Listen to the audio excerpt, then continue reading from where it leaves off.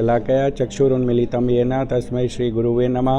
श्रीचैतन्यमनोभीष्टं स्थापितं येन भूतले स्वयं रूप कदा मह्यं ददाति स्वपदान्तिकं। वन्देऽहं श्रीगुरुं श्रीयुतपदकमलं श्रीगुरून् वैष्णवांश्च श्रीरूपं साग्रजातं सहगण रघुनाथान्वितं तं सजीवं साद्वैतं सावधूतं परिजनसहितं कृष्ण चैतन्य देवं श्रीराधा कृष्णपादान् सहगण ललिता श्रीविशाखान्वितांश्च। हे कृष्ण करुणा सिंधु दीनबंधु जगतपते गोपेश गोपिका कांता राधा कांता नमस्तुते। तप्त कांचन गौरांगी राधे वृंदावनेश्वरी विश्वानुसुते देवी प्रणमामि हरिप्रिये। वाञ्छा कल्पतरुभ्यश्च कृपा सिन्धुभ्येव च पतितानां पावनेभ्यो वैष्णवेभ्यो नमो नमः। श्री कृष्ण चैतन्य प्रभु नित्यानंद श्री अद्वैत गदाधर श्रीवासादि गौर भक्तवृंद। हरे कृष्णा कृष्णा कृष्णा हरे हरे हरे राम राम राम हरे हरे। नमो विष्णुपादाय कृष्ण पृष्ठाय भूतले श्रीमते भक्ति वेदांत स्वामिनिति नामिने। नमस्ते सरस्वती देवे गौरवाणी प्रचारिणे निर्विशेष शून्यवादी पाश्चात्य देश तारिणे। नमो विष्णुपादाय कृष्ण पृष्ठाय भूतले श्रीमते गोपाल कृष्ण गोस्वामी नामने प्रभुपाद से साहित्य प्रकाश्यत्री चंग त्वान साधु भगत पादाय ते नमः। नमो विष्णुपादाय कृष्ण पृष्ठाय भूतले श्रीमते भक्ति आश्रय स्वामिनिति नामिने। हरे कृष्णा। तो आज मैं आप सबको श्रीमद् भागवतम की एक बहुत रोचक कथा सुनाने वाला हूँ, जिसमें भगवान ने है ना देवताओं और असुरों के बीच में संधि करा करके समुद्र मंथन करवाया। तो देखिए, कोई किसी का अगर दुश्मन है तो उससे संधि होती नहीं है, लेकिन भगवान ने दो जो व्यक्तिगत रूप में उनके प्रति है ना जो एनमिटी थी या शत्रुता थी, उसके बावजूद भगवान ने उन दोनों के बीच संधि करवाई और संधि करा करके समुद्र मंथन कराया। राइट। तो समुद्र मंथन की जो कथा आती है श्रीमद् भागवतम के 8वें स्कंद में आती है। इसमें हम देखेंगे कि भगवान ने मोहिनी रूप धरा और मोहिनी रूप धर करके भगवान शिव को भी जो है काम से वशीभूत कर दिया। तो भगवान इस लीला से कई सारी चीज़ें हमें शिक्षाएं देना चाहते हैं और ये शिक्षाएं हमारे लिए बहुत महत्वपूर्ण हैं। तो इसमें बहुत सारे भगवान ने क्रियाएं की हैं। तो मैं आप सबको इस कथा सुनाने के बाद पहले तो इसकी फलश्रुति बताऊंगा कि जो इस कथा को ध्यानपूर्वक सुनेगा उसको क्या फल मिलेगा, है ना, और इससे हमको क्या क्या सीखने को मिला है वो आपको नोट करना है। दूसरा, भगवान ने इस समुद्र मंथन में क्या क्या है ना रोल अदा किए हैं, है ना। भगवान ने बहुत सारे रोल अदा किए हैं, तो मैं बीच बीच में बताता रहूँगा, आपको वो पॉइंट्स को पकड़ना है और उसको जो है वो करना है। ठीक है। तो आगे बढ़ता हूँ मैं। समुद्र मंथन जो है हुआ ये कि समुद्र मंथन की ज़रूरत क्यों पड़ी और देवताओं और असुरों के बीच संधि कराने की क्यों ज़रूरत पड़ी। देखिए, देवताओं के ऊपर असुरों ने शासन स्थापित कर लिया था। क्यों? क्योंकि बलि महाराज उस समय असुरों के राजा थे और बलि महाराज ने अपने गुरु शुक्राचार्य की बहुत बड़ी सेवा की। तो उनके पास गुरु का आशीर्वाद था, ब्राह्मणों का उन्होंने बहुत सेवा की, ब्राह्मणों का आशीर्वाद था। तो एक बार की बात है कि दुर्वासा मुनि, आप देखेंगे इस चित्र में क्या है कि दुर्वासा मुनि अपना हार इंद्र को देने आए, है ना। तो इंद्र किस पे थे? ऐरावत पे थे। उनके हाथी का नाम क्या है? ऐरावत। ऐरावत हाथी समुद्र मंथन से भी निकला। तो लेकिन ये समुद्र मंथन से पहले ऐरावत कैसे आया और समुद्र मंथन में ऐरावत कैसे निकला, ये एक क्वेश्चन है जो आपको पूछना चाहिए। इसका आंसर मैं बीच बीच में बताता रहूँगा। समुद्र मंथन से लक्ष्मी जी का भी प्राकट्य हुआ और उन्होंने भगवान विष्णु से विवाह किया, स्वयंवर हुआ और वहाँ पे उन्होंने भगवान विष्णु को अपना पति चुन करके उनसे विवाह किया और उस विवाह में शिव जी, ब्रह्मा और अनेक देवगण आदि मौजूद थे। तो क्या ये पूछा जा सकता है कि विष्णु और लक्ष्मी जी का तो विवाह पहले से ही था, इसमें स्वयंवर में क्यों विवाह किया उन्होंने? इस स्वयंवर में इसलिए विवाह किया क्योंकि वो चाहते थे कि वो दोबारा जो है विवाह को रचें और उस विवाह को सारे देवी देवता और सारे असुर उसके साक्षी बने। तो भगवान की इच्छा थी ऐसी। तो दुर्वासा मुनि ने जो अपने गले का हार था वो इंद्र को दिया। इंद्र जो है अपने सफ़ेद हाथी ऐरावत पे सवार थे। तो तो इंद्र ने उसको पहले तो आदर दिया और उसके बाद वो हार अपने हाथी ऐरावत को दे दिया। वो हार जो है ऐरावत को दे दिया, तो ऐरावत ने उसको जो है पहले तो अपनी सूंड से मसला और फिर कुचला। ये देख कर के दुर्वासा मुनि बहुत रुष्ट हो गए और इंद्र को श्राप दिया कि आप सभी देवी देवताओं का राज्य, शक्ति, ऐश्वर्य सब कुछ छिन जाएगा।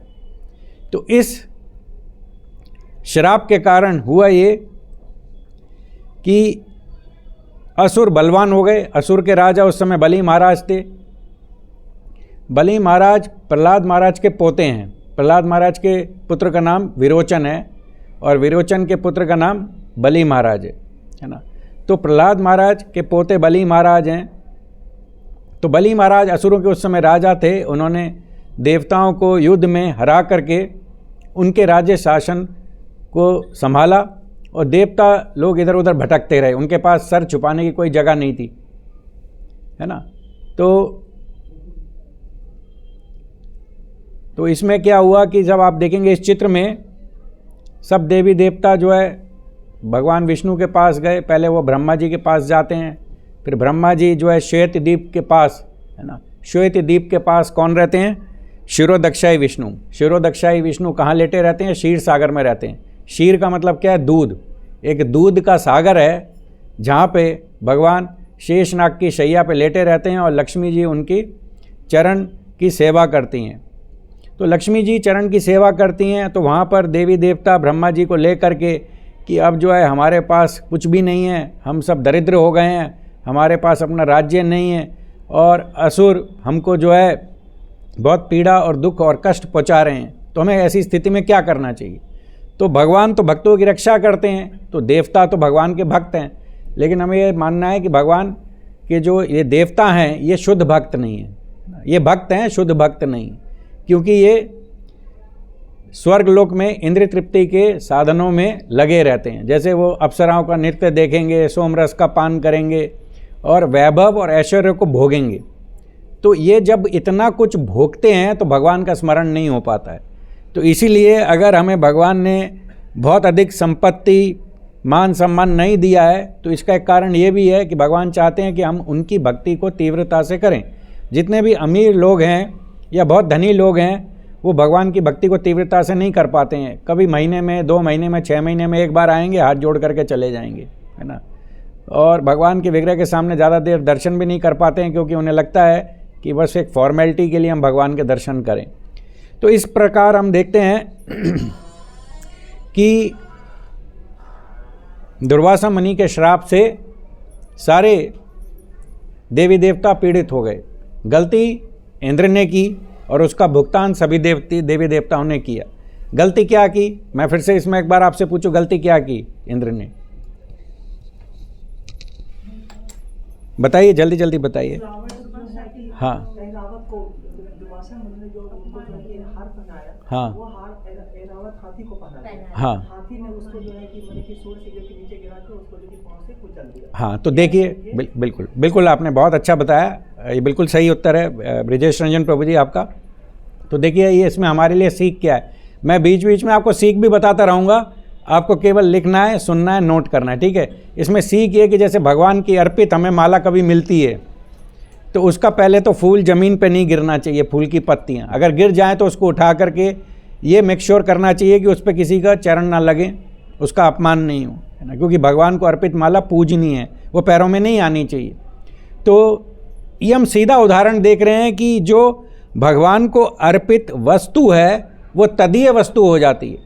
तदीय वस्तु में जैसे क्या आता है? गोवर्धन आता है, गोवर्धन की रज आती है, वृंदावन की रज आती है ना। वृंदावन पर्वत की जो शिलाएँ आती हैं, या फिर आप यमुना नदी का जल है, राधा कुंड का जल, ये सब तदीय वस्तु हैं। तो हमें तदीय वस्तुओं के प्रति अपराध से बहुत सतर्क रहना चाहिए कि अपराध नहीं होना चाहिए। अपराध हो गया तो हमारी भक्ति नष्ट हो जाएगी, है ना।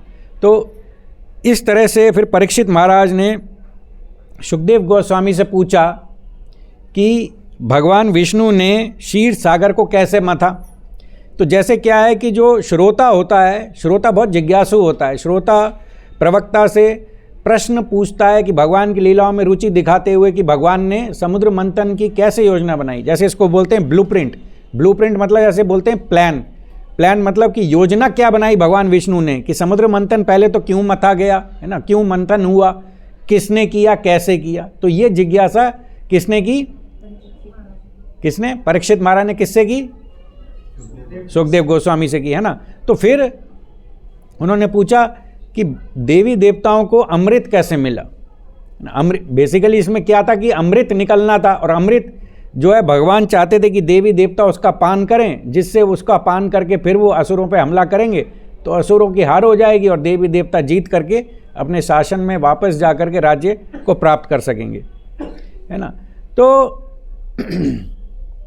हमने देखा कि दुर्वासा मुनि का श्राप से ये देवी देवता बहुत हताश हो गए, और फिर जब भगवान के पास ब्रह्मा जी को लेकर के गए तो पहले तो ब्रह्मा ये देवी देवताओं को भगवान विष्णु के पास गए, और वहाँ पे जब ये देवी देवता ब्रह्मा जी को लेकर के विष्णु जी के पास गए तो उस द्वीप को कहते हैं क्या, श्वेत द्वीप। वो श्वेत द्वीप है, और श्वेत द्वीप के पास क्षीर सागर है। क्षीर सागर मतलब एक ऐसा सागर जो केवल दूध से ही भरा हुआ है ना। और उस क्षीर सागर में शिरोदक्षाई विष्णु लेटे रहते हैं शेष नैया पे, है ना। तो उनका अपना जो है स्थान है वहाँ पर। तो शिरोदक्षाई विष्णु, वैसे तो भगवान के बहुत सारे अवतार हैं, तो शिरोदक्षाई विष्णु जो है क्षीर सागर में रहते हैं। तो ये हम आप देख रहे हैं कि क्षीर सागर पे कैसे जो है श्वेत द्वीप पर ब्रह्मा जी को लेकर के देवी देवता गए और भगवान विष्णु से प्रार्थना की। तो वहाँ पर आप देखेंगे कि भगवान ने फिर देवी देवताओं को सलाह दी कि आप जो है असुरों से संधि कर लीजिए। तो भगवान क्या सलाह दे रहे हैं, अपने दुश्मनों के साथ मेल मिलाप कर लो। तो अब एक भक्त जो होता है, जो भगवान या गुरु आज्ञा देते हैं, उसमें संदेह नहीं करता, तर्क वितर्क नहीं करता है, वो बात सुन करके मानता है। उन्होंने कहा कि ठीक है भगवान कह रहे हैं तो इसमें हमारा भला है, हम ऐसा करेंगे। फिर उसके बाद क्या हुआ है, तो भगवान जो है अपने शारीरिक तेज से ऐसे प्रकट हुए जिसमें लगा कि अनंत कोटि सूर्य का प्रकाश निकल रहा है। तो भगवान का जो तेज है वो जो है उनको तेज से वो आकर्षित हुए, और वो अपने आप को भी नहीं देख पा रहे थे भगवान के तेज के द्वारा। तो इस तरह से भगवान का कुछ वर्णन आता है कि किस तरह से जो है उनका श्याम रंग का जो है भगवान का शरीर है ना, और उन्होंने मरकट मणि धारण की हुई है ना। उनकी जो आँखें हैं एक लाल कमल के समाल के फूल है। लाल कमल का फूल जो है कितना सुंदर है, और उस तरह से उनका जो है आँखें दिख रही थी, और उनके जो वस्त्र थे पीतांबर रूपी थे। ऐसे लग रहा था कि पिघले हुए सोने के रंग के पीतांबर वस्त्र पहने हुए, और फिर उनका जो चरण, उनका जो मुख था, मुख जो है कमल की तरह खिल रहा था, है ना। और इस तरह से हम देखते हैं उन्होंने, भगवान ने नुपुर भी पहनी हुई थी अपने चरणों में, और इस तरह से हम देखते हैं उन्होंने कमर में एक बहुत सुंदर बेल्ट भी पहनी हुई थी, वेस्ट बेल्ट, और उनके हाथों में बहुत बड़े मतलब कंगन थे, है ना। और उनकी छाती में एक नेकलेस था, उस नेकलेस में क्या है, कौस्तुभ मणि। कौस्तुभ मणि भगवान की छाती पर चमकती है।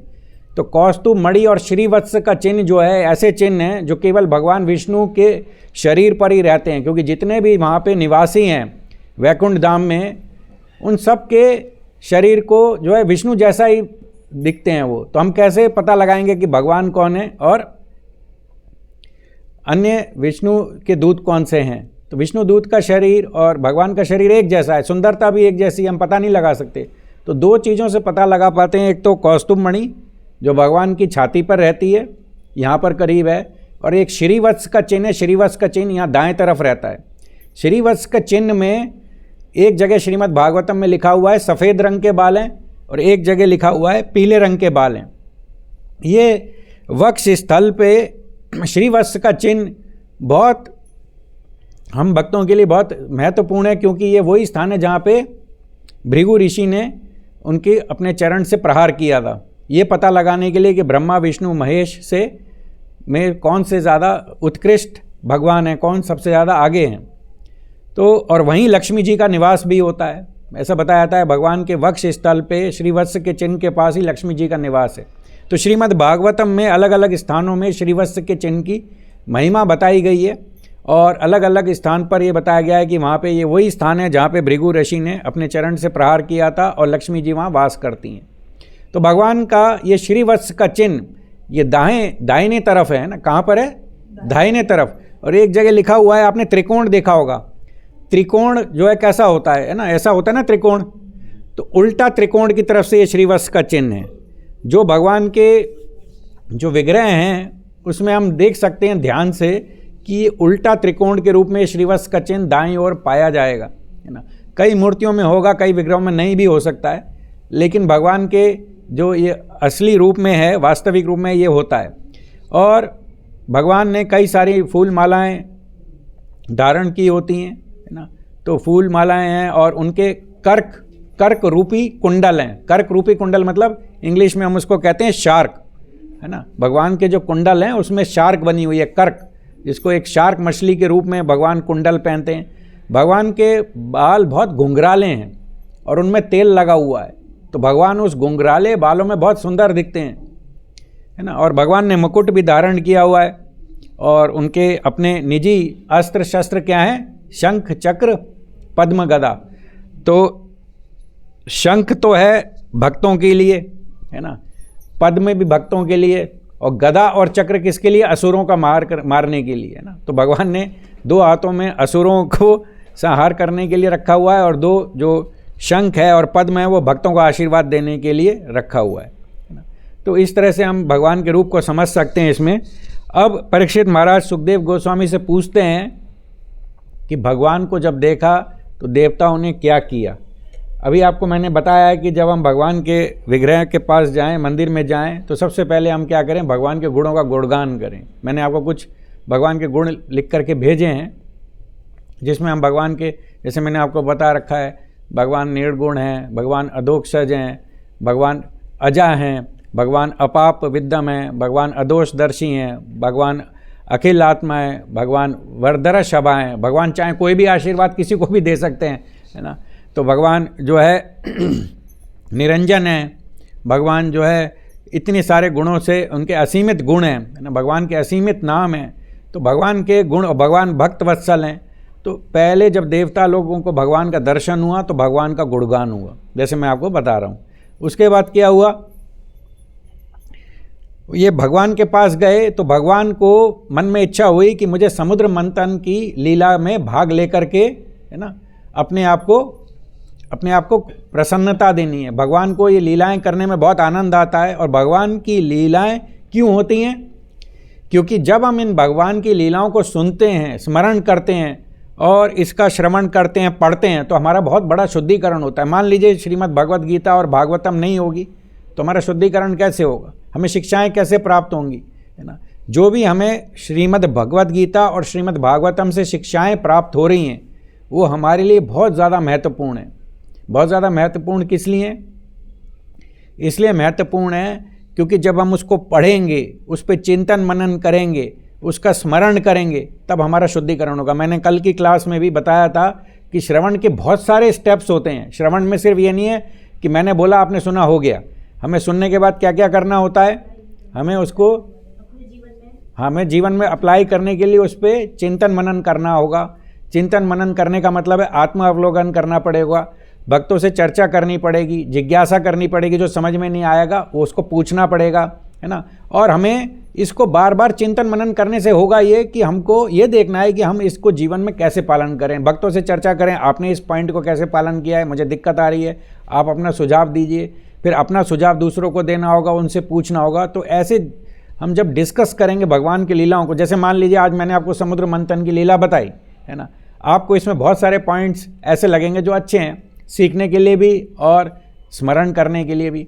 तो जब आप अच्छे पॉइंट्स याद रखेंगे, दूसरों को बताएंगे, तो आपका भी शुद्धिकरण होगा और जिसको आप सुना रहे हैं उनका भी शुद्धिकरण होगा।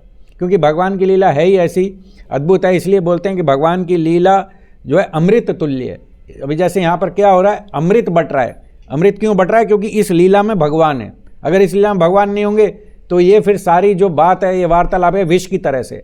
अगर हम जो है पॉलिटिक्स के ऊपर, स्पोर्ट्स के ऊपर, किसी भी चीज़ के ऊपर अगर बातों को सुनते हैं तो प्रजल्प होता है और हमारा उसमें समय बर्बाद होता है। लेकिन भगवान की कथा सुनने से हमको चारों ओर से लाभ प्राप्त होता है। तो भगवान चाहते थे कि इस लीला के द्वारा अमृत की उत्पत्ति हो और अमृत का पान करके देवी देवता जो है अमर हो जाए। तो अब आप कहेंगे कि भगवान ने कहा है कि भगवान के अलावा कोई भी अमर नहीं है, तो देवी देवता इस अमृत को पी के क्या वाकई अमर हो गए? तो इसको इस तरह से समझना पड़ेगा कि देवी देवता अमृत को पी के अमर नहीं हुए, उनकी आयु बढ़ गई, उनकी जो स्वास्थ्य वर्धन है वो बढ़ गया, है ना। अमर तो केवल भगवान है, बाकी सब जो है और जितने भी जैसे इस हमारे ब्रह्मांड के जो ब्रह्मा जी हैं वो शुद्ध भक्त हैं, क्योंकि हम ब्रह्मा मध्वा गौड़ीय संप्रदाय से हैं। तो जो हमारे सबसे प्रमुख जो गुरु परंपरा में है वो ब्रह्मा जी हैं। तो जब प्रलय आती है तो हमारे ब्रह्मा जी की मृत्यु नहीं होती, वो यहाँ से फिर वैकुंठ चले जाते हैं और वैकुंठ में जा कर के फिर कुछ समय भगवान की इच्छा के अनुसार वो वहाँ रह कर के फिर वापस जब सृष्टि की उत्पत्ति होती है तो फिर वापस आकर फिर सृष्टि का कार्य भगवान की सेवा के लिए करते हैं।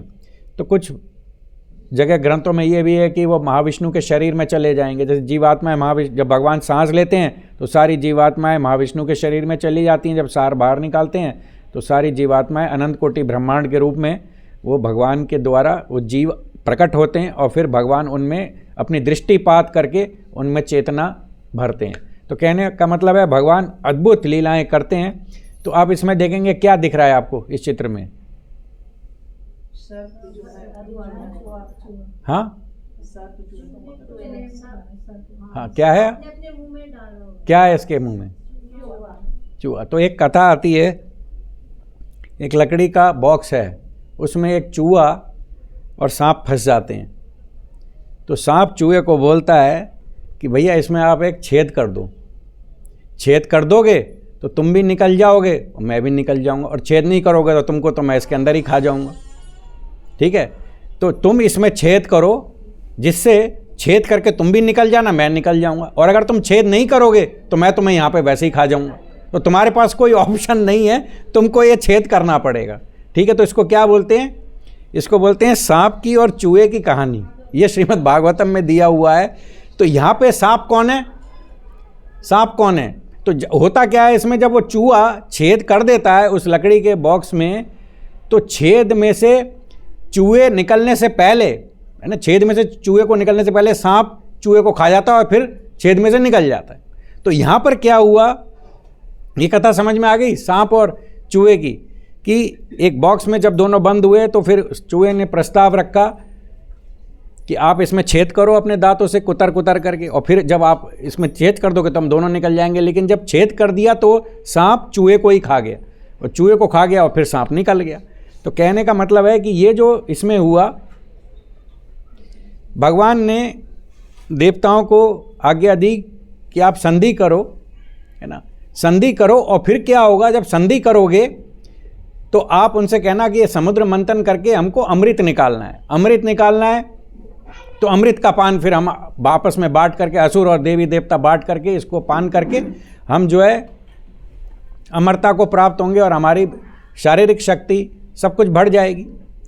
तो जब अमृत का पान करने के लिए ये प्रस्ताव रखा गया तो देवताओं ने ये सोचा कि जब अमृत निकलेगा तो हम असुरों को नहीं देंगे, और असुरों ने क्या सोचा, जब हमें अमृत मिल जाएगा तो सारा का सारा अमृत मैं पीऊंगा, मैं इसको असुरों में भी नहीं बांटूंगा। आप समझ रहे हैं असुरों और देवताओं में क्या फर्क है? देवताओं ने सोचा कि हम आपस में इसको बांटेंगे, सारी देवी देवता बराबर बराबर बांटेंगे। लेकिन असुरों ने क्या सोचा कि जब हम अमृत को पाप कर लेंगे तो अमृत का सारा पान मैं करूंगा, मैं असुरों में भी नहीं बांटूंगा। तो ये हो गया वो चूहे और सर्प की कहानी के बारे में, कि किस तरह से जो है ये भगवान ने इनको कहा कि आप जो है शांतिपूर्वक इस प्रस्ताव को लेके जाओ, धैर्य रखो और शांति का प्रस्ताव लेके जाओ, तो इससे जो है असुरों को अच्छा लगेगा, है ना। तो असुरों के राजा कौन थे? बलि महाराज, और देवताओं के राजा इंद्र। तो इंद्र जो है अपने देवी देवताओं के साथ बिना अस्त्र शस्त्र के बलि महाराज की सभा में गए। तो बलि महाराज के सैनिक उनको देख के दौड़े उनको गिरफ्तार करने के लिए कि भैया ये हो सकता है आक्रमण करने आ रहे हैं। तो फिर बलि महाराज ने कहा कि क्या इनकी वेशभूषा में अस्त्र शस्त्र हैं? उन्होंने कहा नहीं है। तो उन्होंने कहा आने दो, हो सकता है कुछ बात करने आ रहे हो, प्रस्ताव लेकर आ रहे हैं। तो फिर उन्होंने उनके ऊपर आक्रमण नहीं किया और उनसे बात की है ना। और उसके बाद उन्होंने कहा कि हम ये अमृत को निकालने का प्रयोजन हम आपको बता रहे हैं, और इस तरह से हम मिल करके अगर समुद्र मंथन करेंगे तो इसमें हम दोनों को लाभ होगा, तो आप इसमें सहयोग दीजिए। तो बलि महाराज फिर और सारे असुर उनके राज्य में सब राज़ी हो गए। उन्होंने कहा, इस प्रस्ताव को उन्होंने अपनी स्वीकृति दी और उन्होंने कहा हम इसको शुरू करते हैं। तो इसमें एक सोने का मंदारा पर्वत है, सोने का मंदारा पर्वत है, उसको बताया गया था कि मथने के लिए उसको लेकर आना है। तो मंदारा पर्वत बहुत बड़ा है ना, इतना बड़ा है कि सारे देवी देवता और असुर उसको उठाए और उठा करके कहाँ लेकर जाने लगे, क्षीर सागर में, जहाँ पे ये मंथन होना था। क्योंकि जो मंथन होना था वो ये जब नमक का जो जल देखते हैं उस समुद्र का नहीं होना था, क्षीर सागर का होना था। तो मंदर पर्वत को जब उठाते जब वो थक गए तो वो सब मूर्छित हो गए और वो उनके हाथों से गिर गया और उनके शरीर के ऊपर ही गिर पड़ा। तो वो जो है सब देवी देवता और ये असुर लोग सब मूर्छित हो गए। और फिर भगवान विष्णु आए और विष्णु ने उन सब के ऊपर दृष्टि की और उनको फिर से जीवित किया। तो देखिए, सबसे पहला कार्य क्या किया भगवान ने, मैंने आपसे पूछा था कि भगवान ने इस समुद्र मंथन में क्या क्या क्रियाएं की हैं। तो पहली क्रिया क्या की कि जब देवता और असुर मूर्छित हो गए, कब, मंदर पर्वत को उठाते वक्त मूर्छित हो गए और पर्वत उनके ऊपर ही गिर गया और वो उस पर्वत के बाहर से ही दब गए। तो भगवान विष्णु वहाँ प्रकट हुए, उनके ऊपर दृष्टिपात किया और उनको फिर से सजीव कर दिया। ठीक है, तो पहला काम तो भगवान ने ये किया। और भगवान ने फिर गरुड़ के ऊपर मंदर पर्वत को रखा। मंदर पर्वत बहुत बड़ा पर्वत है ना। और मंदर पर्वत को रखने के बाद सारे असुर और सारे देवता गरुड़ जी पर बैठे, है ना। और फिर विष्णु जी उसके ऊपर सवार होकर के जो है क्षीर सागर पे पहुँचे, क्षीर सागर के किनारे पे तट पे पहुँचे। तो भगवान ने मंदार पर्वत को उठाया, पहले तो उनको सजीव किया अपने दृष्टिपात से। सारे असुर और देवता मूर्छित होकर गिर पड़े थे मंदार पर्वत के बाहर से। और फिर ये सब पर्वत को और देवी देवता और असुरों को उठा करके वहाँ ले गए। फिर भगवान ने गरुड़ जी को आज्ञा दी कि आप वहाँ से चले जाइए। तो आप बता सकते हैं कि भगवान ने ऐसी आज्ञा गरुड़ जी को क्यों दी? आप में से कोई बताइए। वो इसलिए आज्ञा दी क्योंकि मंदार पर्वत को तो मथनी की तरह से यूज होना था। मथनी के लिए एक रस्सी भी चाहिए, तो रस्सी के लिए वासुकी नाग को बुलाया गया। तो वासुकी नाग अगर आएगा तो गरुड़ जी का भोजन तो नाग है ना, तो वासुकी नाग डर के मारे आएगा नहीं गरुड़ जी के पास। इसलिए भगवान जानते थे, तो भगवान ने इशारा कर दिया गरुड़ जी को कि आप यहाँ से चल प्रस्थान कीजिए। और वासुकी को बुलाया गया और वासुकी को कहा कि तुम जो है इस मंदार पर्वत के चारों तरफ लिपट जाओ। एक तरफ से असुर खींचेंगे, एक तरफ से देवता खींचेंगे, और जो अमृत निकलेगा कुछ बूंदे हम तुम्हें दे देंगे। ठीक है, तो किसी से कुछ काम कराना हो तो उसको पहले एक लालच देना पड़ेगा कि आप ये काम करोगे तो आपको ये चीज़ मिलेगी इस काम करने से, तब वो काम करने के लिए राजी होगा। फोकट में कौन राजी होगा? तो वासुकी नाग इसलिए राजी हुआ रस्सी बनने के लिए मंदार पर्वत के चारों तरफ, जिससे उसके मंथन हो सके, क्योंकि उसको सबने कहा कि हम आपको अमृत की कुछ बूंदे दे देंगे। ठीक है, तो इसलिए वासुकी नाग वहाँ आया और उनका प्रस्ताव स्वीकार हुआ।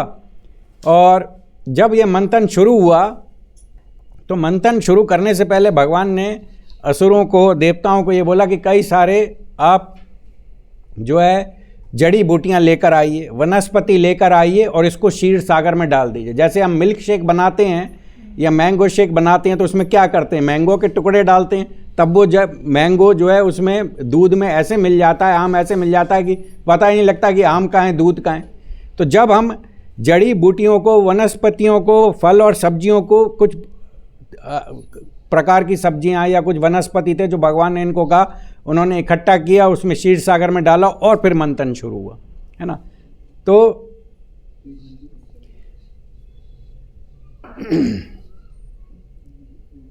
तो क्या हुआ, जब वासुकी नाग आया तो देवता गण कहाँ चले गए? वासुकी नाग के मुंह की तरफ चले गए। और पूंछ की तरफ असुरों को बोला कि भाई वहाँ से आप खींचो। तो असुरों ने कहा कि ये जो पूंछ है ये अशुभ होती है। जैसे क्या होता है कि हम भगवान का जैसे दर्शन भी करते हैं तो चरण से लेके मुंह पे जाते हैं कि नहीं जाते हैं, तो चरण वो सांप की पूंछ अशुभ है। तो देवता वहाँ गए, कहाँ गए, मुंह पे गए। तो ये जो कथा से मैं बता रहा हूँ कि आप देखेंगे कि भगवान ने असुरों को कैसे छला है ना, छला कैसे है कि कितनी सुंदरता से असुरों को छला है। अभी आप देखेंगे कि किस तरह से असुरों से पूरी मेहनत करवाई। पहले तो मंदर पर्वत उठाते वक्त असुर बेहोश हो गए, है ना, कितनी मेहनत करनी, कितना भारी पहाड़ होगा, उसको उठाते ही खुद पिचक गए, दब गए ना। तो सारा काम कराया। अभी आप देखना मथने में भी कितनी जो है उनको प्रयास करना पड़ेगा। और फिर भगवान ने एक बूंद भी अमृत की उन्हें नहीं दी, सारा काम उनसे करवा लिया ठीक है, और अमृत की एक बूंद भी नहीं दी। और कैसे नहीं दी वो आप देखिए, कैसे भगवान इनको छल रहे हैं ना। तो क्या है कि जब देवता और जो है देवता जब मुंह की तरफ गए, वासुकी नाग की तरफ, उसको खींचने के लिए, तो असुरों को बड़ा गुस्सा आया, हमें पूंछ की तरफ भेज दिया है, अरे ये देवता तो बच्चे हैं, ये क्या जो है हमको अशुभ जगह पे खींचने। तो उन्होंने कहा देवता उसे कि नहीं, आप पूंछ की तरफ से खींचो, हम मुंह की तरफ से खींचेंगे। तो भगवान चाहते थे कि वो देवता लोग मुंह की तरफ आएँ, क्योंकि जब उस वासुकी को खींचेंगे तो उसमें से जहर निकलेगा, है ना, जहर निकलेगा तो वो जहर किसके ऊपर गिरेगा, असुरों के ऊपर गिरेगा तो हाँ, तो वो जो है देवता तो इधर थे, तो देवता पूंछ की तरफ थे, देवता सेफ रहेंगे। लेकिन भगवान को पता था कि असुरों की सोच कैसी गंदी होती है कि ये अच्छी चीज़ ले रहा है तो मुझे वो अच्छी चीज़ ले रहा है तो मैं वो लूँगा। तो उन्होंने देवताओं का असुरों ने बोला कि नहीं, हम मुंह की तरफ से खींचेंगे, मुंह ज़्यादा है, और ये बच्चे हैं, देवता तो जब बच्चे हैं, ये जो है ये इसके मुंह को पकड़ नहीं पाएंगे, और वो जब जहर उगलेगा, है ना, तो हम इसको वो जो है प्रोटेक्ट कर लेंगे अपने आप को, हम अपनी रक्षा कर लेंगे, हमें बहुत शक्ति है। देवता तो बच्चे हैं, तो सड़क के कीड़े मकोड़े जैसे हैं, उनके मन में ऐसी सोच चल रही थी। तो उन्होंने कहा ठीक है भाई। तो भगवान मुस्कुरा रहे थे कि हम तो यही चाहते थे कि आप मुंह की तरफ से खींचो वासुकी को और हम पूंछ की तरफ से खींचें। हुआ ये कि भगवान भी वहाँ पर अजीत के रूप में ना देवी देवताओं के साथ जुड़ गए उसको वासुकी को खींचने के लिए। तो भगवान का एक रोल क्या हुआ, भगवान ने पहले मैंने आपको बताया कि अपने दृष्टिपात से जो मूर्छित हो गए थे असुर और देवता, उन पर दृष्टिपात करके मंदर पर्वत को असुरों और देवताओं के साथ गरुड़ जी पे बिठा करके श्वेत द्वीप यानी कि क्षीर सागर के पास लेकर आए, है ना। और फिर मंथन के लिए उनको जो है पहले वो पूंछ की तरफ चले गए, फिर असुरों ने कहा नहीं नहीं, पूंछ की तरफ अशुभ होती है, तुम लोग करो, तुम बहुत नीच कोटि के लोग हो, तुम्हें कोई शक्ति वक्ति नहीं है, हम शुभ जगह जाएंगे, हम मुँह की तरफ से पकड़ेंगे। तो फिर असुर चले गए कहाँ, मुँह की तरफ, और देवता चले गए पूंछ की तरफ। और भगवान अजीत के रूप में देवताओं के तरफ से वो वासुकी को खींच रहे थे। तो भगवान भी इस मंथन में भगवान ने भी बहुत मेहनत की है ना। तो भगवान को बहुत अच्छा लगता है कि जब उनके भक्तों के साथ वो सहयोग देते हैं ऐसी लीलाओं में। तो भगवान का नाम अजीत है जो वासुकी को खींच रहे थे देवताओं के साथ, है ना। तो भगवान मुस्कुराए और असुरों की मूर्खता के ऊपर हंसे कि कैसे ये बेवकूफ़ हैं। हम योजना बना के चल रहे थे कि मुंह बहुत खतरनाक होता है सांप का, क्योंकि वो जहर उगलेगा, विष उगलेगा, तो जब उगलेगा तो वो हमारे ऊपर बहुत ज़्यादा पीड़ा देगा, क्योंकि जब वासुकी है उसमें से धुआं निकलता है विष का, विष के जो है वो सब बूंदें गिरेंगी तो वो बहुत ज़्यादा खराब है। तो भगवान मुस्कुराए और फिर ये शुरू हुआ, ये मंथन शुरू हुआ। आप देखेंगे ये मंदर पर्वत है और जो वासुकी का मुंह है उस तरफ असुर हैं और पूंछ की तरफ देवता हैं और भगवान अजीत हैं। तो भगवान ने अजीत के रूप में वासुकी को खींच करके समुद्र मंथन में देवताओं का सहयोग दिया। फिर क्या हुआ, मंदर पर्वत जो था अब उसका कोई नीचे तो सपोर्ट था नहीं, वो मंदर पर्वत इतना भारी था। तो जब वासुकी से उन्होंने उसको खींचना शुरू किया तो वो जो है वो क्या हुआ कि वो डगमगा के नीचे डूबने लगा। तो अब सारे देवी देवता और ये असुर ये घबरा गए, मंथन कैसे होगा। तो भगवान ने कुर्मा अवतार लिया। कुर्मा अवतार कितना बड़ा था, 8 लाख मील बड़ा। सोच सकते हैं आप, 8 लाख मील कुर्मा अवतार का साइज, 8 लाख मील कितना बड़ा होगा, और मंदर पर्वत कितना बड़ा होगा, और उसको वासुकी नाग की कितनी बड़ी लंबाई होगी, है ना, कि उसको कॉइल किया उसके चारों तरफ, और फिर इधर से इधर असुर खींच रहे हैं और इधर से देवता खींच रहे हैं। तो कुर्मा के रूप में भगवान ने नीचे बैठ गए, मंदार पर्वत के नीचे उसको सपोर्ट दिया। और श्रीमद् भागवतम में श्रीला विश्वनाथ चक्रवर्ती ठाकुर टीका में लिखते हैं सारार्थ दर्शिनी में कि जैसे एक पिता अपने पुत्र को प्यार करता है ना, और उसके ऊपर सिर के ऊपर हाथ फेरता है ऐसे, तो भगवान को मंदरा पर्वत उनके शरीर के ऊपर जब ऐसे घूम रहा था तो उनको लगा एक पिता जो है अपने पुत्र के सिर को सहला रहा है। तो वो सहलाने का सेंसेशन जो है कुर्मा अवतार को बहुत अच्छा लगा। तो भगवान लीलाओं में खूब आनंद लेते हैं, और भगवान की लीलाओं को जब भक्त लोग सुनते हैं तो उनका बड़ा शुद्धिकरण होता है। तो भगवान के अभी तक मैंने 2-3 कार्य बता दिए। पहला कार्य, असुरों और देवताओं को उन्होंने सजीव किया जब वो मूर्छित हो गए मंदार पर्वत उठाते वक्त। दूसरा, भगवान अजीत ने देवताओं की तरफ से मंथन करने के लिए वासुकी नाग को खींचा। तीसरा, कुर्मा अवतार के रूप में जो कि 8 लाख मील लंबा था, वो जो है उस कुर्मा अवतार के रूप में मंदार पर्वत को सपोर्ट दिया, है ना। फिर उसके बाद क्या हुआ, ये मंथन जब शुरू हुआ तो ये भगवान को ये जो मंदार पर्वत का अपने जो ये अपने पीठ पर जो ये घिस रहा था मंदार पर्वत, वो सेंसेशन बहुत अच्छा लगा। फिर भगवान जो है रजोगुण, तमोगुण और सतोगुण, है ना। भगवान जो है हम जानते हैं कि गुण अवतार कौन कौन से हैं, ब्रह्मा विष्णु महेश। तो ब्रह्मा के जो अवतार है वो रजोगुण का अवतार है, विष्णु सतोगुण का और शिव जी तमोगुण का, ये गुण अवतार हैं। तो और पुरुष अवतार कौन से हैं भगवान के? पुरुष अवतार में पहला महाअवतार जो पुरुष अवतार में हम कहते हैं महाविष्णु या कारणोदक्षाई विष्णु, दूसरा गर्भोदक्षाई विष्णु और तीसरा शिरोदक्षाई विष्णु। तो शिरोदक्षाई विष्णु वहाँ श्वेत द्वीप में क्षीर सागर में लेटे रहते हैं, और क्षीर सागर में हर जगह हर जीव आत्मा में हर कण में शिरोदक्षाई विष्णु। जैसे आप सबके हृदय में कौन से विष्णु है? शिरोदक्षाई विष्णु। हमारा ये कपड़ा है, इस कपड़े के हर एक अणु में शिरोदक्षाई विष्णु है। वो घड़ी है, पंखा है, कोई भी है, सजीव और निर्जीव, सजीव और निर्जीव वस्तु के कण कण में शिरोदक्षाई विष्णु का वास है। तो आप देखिए भगवान इतनी जगह वास करते हैं अपने शिरोदक्षाई विष्णु के विस्तार से।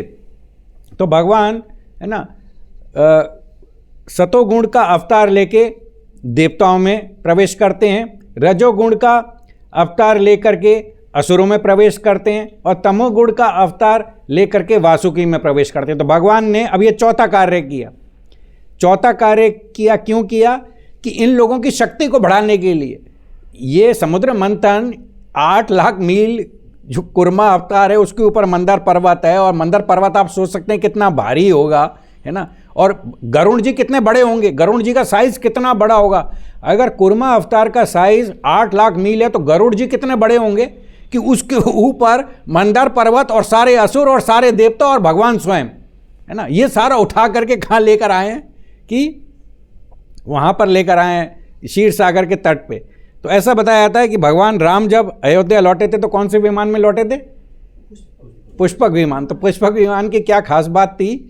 कि पुष्पक विमान की खास बात ये थी कि उसमें जो है, जैसे मान लीजिए अभी 20 भक्त और भगवान जा रहे हैं, भगवान की इच्छा हुई कि 10 भक्त और आएँ, तो वो 10 भक्त जैसे ही उसकी सीढ़ी पे चढ़ेंगे तो 10 सीट और वहाँ पे उपलब्ध हो जाएंगी। मतलब वो जो है उसमें सीट की कभी कमी नहीं होगी, जगह की कमी नहीं होगी उसमें। जैसे मान लो 300 भक्तों को और ले जाना है, भगवान की इच्छा है, तो वो 300 सीट हो जाएंगी। 3000 सीटों की अगर रिक्वायरमेंट है तो 3000 सीट हो जाएंगी। तो ये हमारी कल्पना के परे है कि पुष्पक विमान की ऐसी जो है विशेषताएं हैं कि जो हम भौतिक बुद्धि से समझ ही नहीं सकते। और फिर वो इच्छा से चलता है, इच्छा से चलता है। भगवान कहेंगे अगर यहाँ पे उतर जाओ तो उतर जाओ, है ना, और भगवान कहेंगे यहाँ से यहाँ चले जाओ तो यहाँ चले जाओ। कोई बटन भी नहीं दबाना, कुछ नहीं चलाना है ना। और भगवान इतने दयालु हैं। पुष्पक विमान के असली स्वामी कौन थे? कुबेर। कुबेर से पुष्पक विमान को रावण ने छीन लिया था। तो भगवान जब अयोध्या पहुँच गए तो पुष्पक विमान को भगवान ने ये आज्ञा दी कि आप अपने असली स्वामी के पास लौट जाएं, यानी कि कुबेर के पास लौट जाएं। भगवान चाहते तो वो पुष्पक विमान को अयोध्या में रख सकते थे, लेकिन भगवान ने ऐसा नहीं किया। तो इसलिए उपनिषद में एक श्लोक आता है, हमें किसी दूसरे व्यक्ति के हिस्से को ऊपर कब्जा नहीं करना चाहिए। जो जिसका स्वामी है हमें उसी को ही दे देना चाहिए। हमें किसी गैरकानूनी तरीके से या किसी दूसरे के हिस्से पर हमें नहीं अपना हक जमाना चाहिए, ये गलत बात है।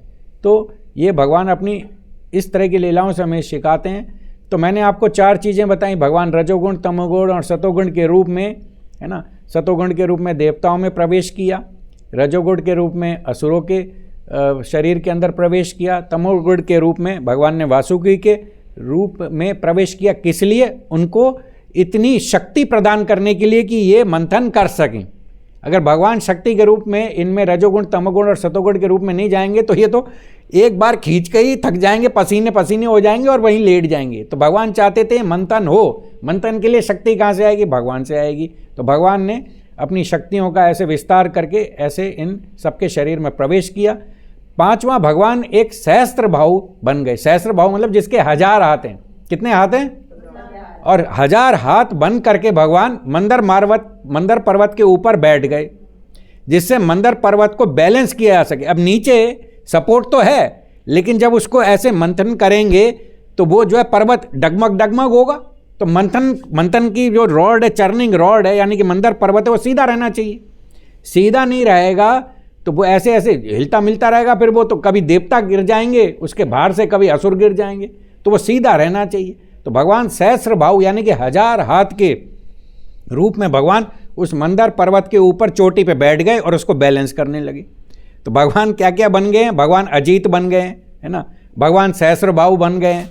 भगवान रजोगुण, तमोगुण, सतोगुण के रूप में असुरों, देवताओं और वासुकी के रूप में गए हैं। और भगवान ने पहले दृष्टिपात करके इनको सजीव किया। तो आप देखेंगे यहाँ पे सहस्त्र भाव बैठे हुए हैं, दिख रहा है आपको पिक्चर में सहस्त्र भाव। और फिर आगे भगवान है, जो भगवान की ये गदा दिख रही है, तो भगवान अजीत हैं। तो वो अजीत हैं, इधर साइड में अजीत हैं, ऊपर सहस्त्र भाव है, नीचे कुर्मा है। तो भगवान 3 रोल तो इसी पिक्चर में दिख रहे हैं भगवान के, दिख रहे हैं आपको, है ना। तो ये समुद्र मंथन शुरू हुआ और आप देखेंगे कि वो रेड सर्कल मैंने लगा रखे हैं। वासुकी जो है विष की वो हुंकार भर रहा है, तो विष जो है असुरों के ऊपर गिर रहा है। अब देखेंगे तो भगवान यही चाहते थे कि देवता सुरक्षित रहें, और जब वो विष उगले, वो उगलता हुआ विष असुरों के ऊपर गिरे, देवताओं को हानि ना हो। लेकिन उन्होंने क्या करा कि पहले मुंह के ऊपर चले गए। तो जैसे अब आप देखेंगे ना, कभी कोई जाता है तो कोई किसी सीट पे बैठ जाता है, तो आपको इच्छा होती है ये सीट अच्छी है तभी उस पर बैठा है, मैं उस सीट पे बैठूं, है ना। तो असुरों की मेंटेलिटी कितनी गंदी है कि वो उस पर बैठा है तो इसलिए जरूर वो अच्छी होगी, है ना। तो इसलिए उन्होंने कहा नहीं तुम इस सीट पे नहीं बैठो, हम बैठेंगे, हम इसको पकड़ेंगे। तो इसलिए आप देखिए भगवान मुस्कुरा रहे थे जब असुर के ऊपर ये विष के खूब ज़्यादा ये विष की बूंदें टपक रही थी। फिर क्या हुआ कि वो विष का प्रभाव इतना ज़्यादा था कि उस समय असुर शक्तिशाली थे, क्योंकि उनको शुक्राचार्य का आशीर्वाद था, उन्होंने अपने गुरु की सेवा की थी। देखिए इसमें एक सीख क्या मिलती है, असुरों ने, और ये शुक्राचार्य शुद्ध भक्त नहीं है, ये ब्राह्मण है ना। ब्राह्मण गुरु की सेवा करके इतना उनको जो है ऐश्वर्य और तेज प्राप्त हो गया कि सारे देवताओं को हरा दिया। ये बात अलग है कि देवताओं की शक्ति इसलिए जाती रही क्योंकि उनको दुर्वासा मुनि का श्राप मिला था, लेकिन वास्तविकता क्या थी? वास्तविकता तो ये थी कि बलि महाराज ने श्रद्धा से, है ना, निष्ठा से अपने गुरु शुक्राचार्य की सेवा की, ब्राह्मणों की सेवा की, और उनका जब वरदान बलि महाराज को मिला तो देवता लोग सब जो है वो उनके सामने टिक नहीं पाए। और जब देवता भगवान के पास गए कि भाई हमें आप बचाओ, तो उन्होंने कहा भगवान ने कहा मैं ब्राह्मणों के दिए गए वरदान में हस्तक्षेप नहीं करता। भगवान ने क्या कहा? मैं ब्राह्मणों के द्वारा दिए गए वरदान में हस्तक्षेप नहीं करता। ये ब्राह्मणों ने बलि महाराज को, असुरों को इसलिए वरदान दिया था कि उन्होंने खूब उनकी सेवा की, खूब उनकी दान दक्षिणा दी, खूब उनकी सेवा की, खूब त्याग किया उनकी सेवा के लिए। तो इससे हमें मिलता है सीखने को कि गुरु की सेवा, है ना, या जो जितने भी सीनियर वैष्णव हैं उनकी सेवा करनी चाहिए। अब क्या हुआ कि मैं एक जगह लेक्चर देने गया तो मुझसे क्वेश्चन आंसर सेशन में किसी ने पूछ लिया कि प्रभु जी हम वैष्णव सेवा कैसे करें।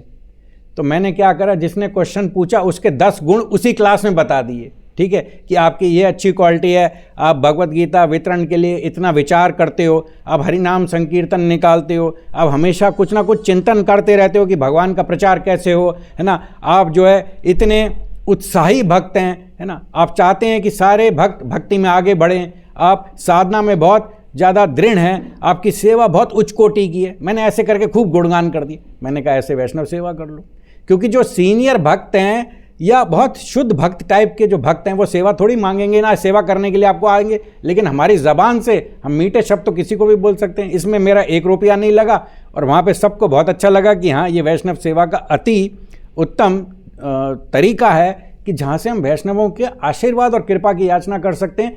क्योंकि जब हम वैष्णवों को खुशी या प्रसन्नता देते हैं तो उनके हृदय में बैठे परमात्मा खुश होते हैं, और जब वो परमात्मा खुश होते हैं तो वो हमको आशीर्वाद देते हैं और हमको ब्लेस करते हैं। क्योंकि बिना भगवान की ब्लेसिंग के और आशीर्वाद के हम भक्ति में आगे नहीं बढ़ सकते।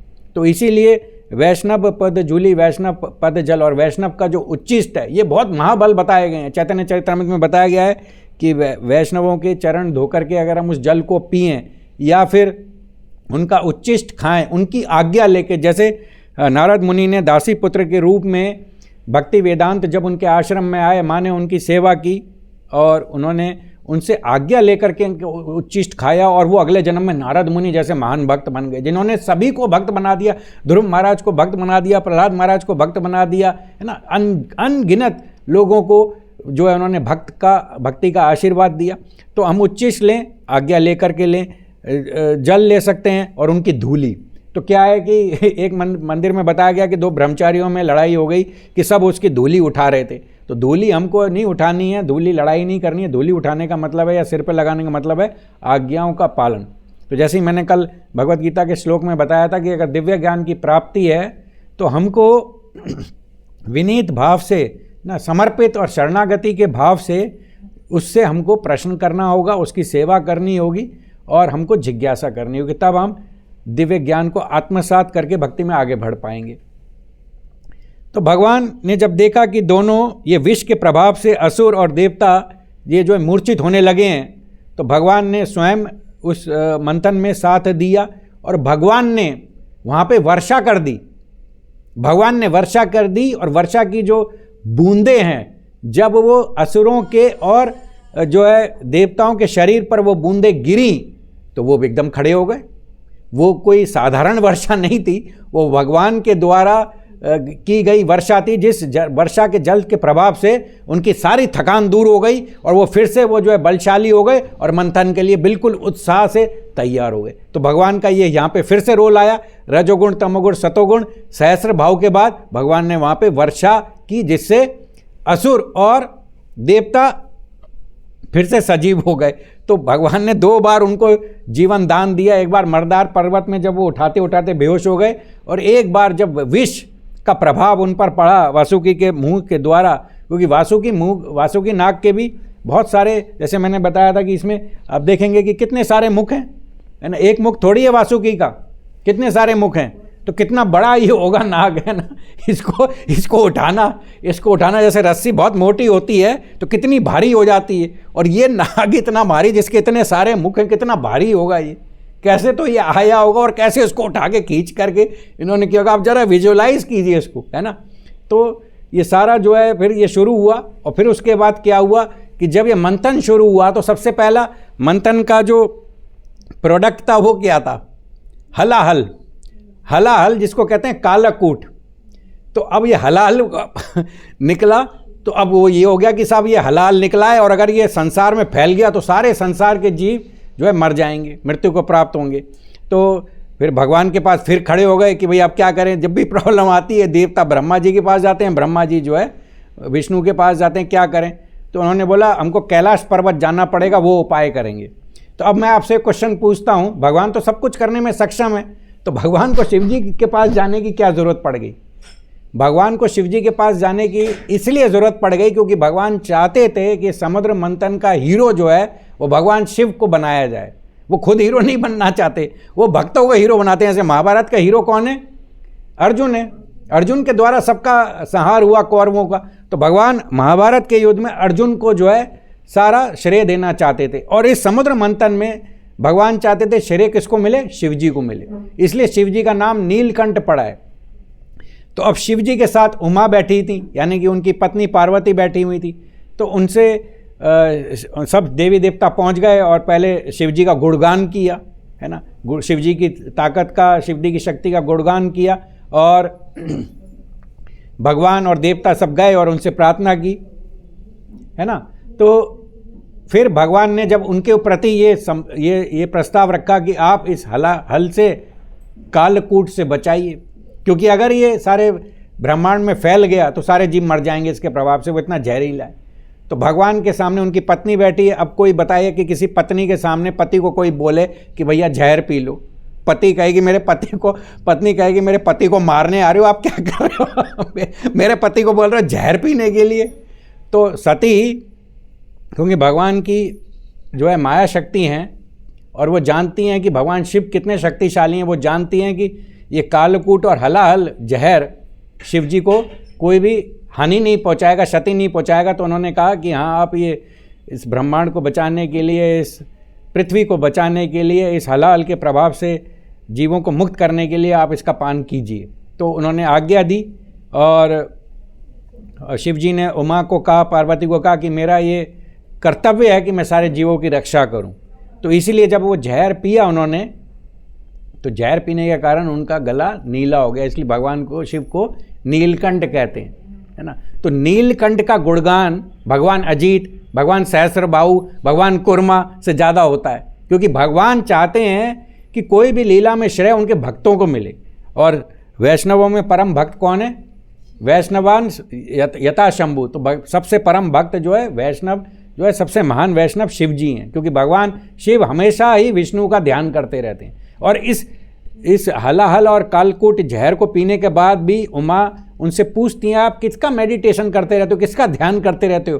तो वो कहने लगे कि मैं इन्हीं भगवान विष्णु का ध्यान करता हूँ, जो यहाँ पर मेरे से कहने आए हैं कि मैं हलाहल पीऊँ, जबकि मुझे खुद पता है कि वो सक्षम है। वो तो आँख का इशारा कर देंगे तो हलाल वैसे ही सूख जाएगा, उनको कुछ पीने पाने की भी ज़रूरत नहीं है, वो जस्ट देखेंगे हलाल वैसे ही सूख जाएगा, है ना। तो ये तो खैर उनका गुणगान बढ़ाने के लिए। तो और शिव जी ने उमा से ये भी कहा कि जब कोई ऐसा समाज में कल्याणकारी कार्य करता है, जैसे जीवों की रक्षा करना, है ना, तो यहाँ पे जीव कौन है, भक्त कौन है? देवता।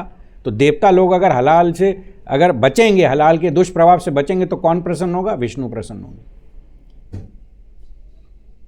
फिर क्या है कि भवानी, उमा, पार्वती, उन्होंने सब उनको आज्ञा दी कि आप इसका उन्होंने किया। और फिर जो है भगवान का, जो आप देखेंगे इस फोटो में, तो भगवान इसको विष को पी रहे हैं और कुछ बूंदें नीचे गिर रही हैं। उन नीचे जो बूंदें गिर रही हैं उनको कौन पी रहे हैं? सर्प और सबसे जहरीले प्राणी कौन है? सर्प और एक क्या होता है, स्कॉर्पियन को हिंदी में क्या बोलते हैं? स्कॉर्पियन, बिच्छू। हाँ, बिच्छू। तो जैसे बताया गया है कि अगर हम भक्ति नहीं करेंगे तो जब मृत्यु आएगी तो 36,000 बिच्छू के डंक के बराबर पीड़ा होगी। अब कई कह सकता है कि भाई 36,000 बिच्छू कैसे आएंगे, मरने वाला आदमी तो मर ही जाएगा। तो 36,000 बिच्छू नहीं आएंगे। जैसे मान लीजिए मेरा मोबाइल फ़ोन है, मेरा मोबाइल फ़ोन चोरी हो जाए, कोई इसमें मार ले, या मेरा पर्स मार ले, उसमें लाइसेंस भी है या कोई मेट्रो कार्ड भी है, वो मार ले, और मार के मैं परेशान हो जाऊँगा कि कहाँ चला गया, क्या हो गया। तो ये तो खैर किसी ने मार लिया, खो गया, एक चीज़ है, लेकिन क्या है, मृत्यु के समय मेरा शरीर, मेरे संबंधी, मेरा घर, है ना, मेरा अपना शरीर, है ना, और मेरा जो है मेरे सारी संपत्ति, है ना, मेरी सारी जो है अर्जित सफलताएं, है ना, जो भी मैंने कुछ इस भौतिक जीवन में हासिल किया, वो सब 1 मिनट में छिन जाएगा। तो एक मोबाइल के खोने से हम इतना परेशान, विचलित और चिंतित हो सकते हैं। जब सब कुछ एक साथ एक झटके में छिनेगा तो वो 36,000 डंक के बराबर होगा। तो 36,000 बिच्छू जब डंक मारने पे जो पीड़ा प्रकट करेंगे, वो पीड़ा उसी के तुल्य है जब हमारी सारे जो हमारे पोजेशंस हैं, सारी जो हमारी जो उपलब्धियां हैं, सारे हमारा सगे संबंधी है, धन संपत्ति है, घर है, शरीर है, उससे नाता एकदम एक झटके में टूट जाएगा। लेकिन जो भक्त है, भक्त का तो जो मृत्यु ऐसे आती है कि जैसे वो सोया हुआ है, और सोया है तो सो के जब सुबह उठा है तो भगवान की गोद में लेटा हुआ है। अभी एक लेक्चर में बताया गया था कि जब हम गोलोक वृंदावन में जाएंगे तो वहाँ पे हमें गुरु महाराज मिलेंगे। गुरु महाराज भगवान की सेवा कर रहे होंगे, तो वह पहले अपना हाथ हमारे हाथ में ऐसे पकड़ेंगे, फिर हमारे हाथ को पकड़ के भगवान के पास ले जाएंगे, और भगवान के पास ले जा कर के हमारा हाथ भगवान के हाथ में दे देंगे, और हमें और भगवान को अकेला छोड़ देंगे। तो ये गुरु की कृपा है, ये गुरु की महिमा है। गुरु इतने महान हैं कि उनके पास इतनी शक्ति है कि वो हमको भगवान से मिला सकते हैं, क्योंकि वो भगवान के प्रतिनिधि हैं, भगवान के शुद्ध भक्त हैं। 24 घंटे वो भगवान का ही क्रिया करते हैं, भगवान का ही भजन करते हैं, भगवान का ही स्मरण करते हैं। भगवान के अलावा उनको कुछ और चाहिए भी नहीं, ना उनको कुछ करने की कोई और इच्छा है।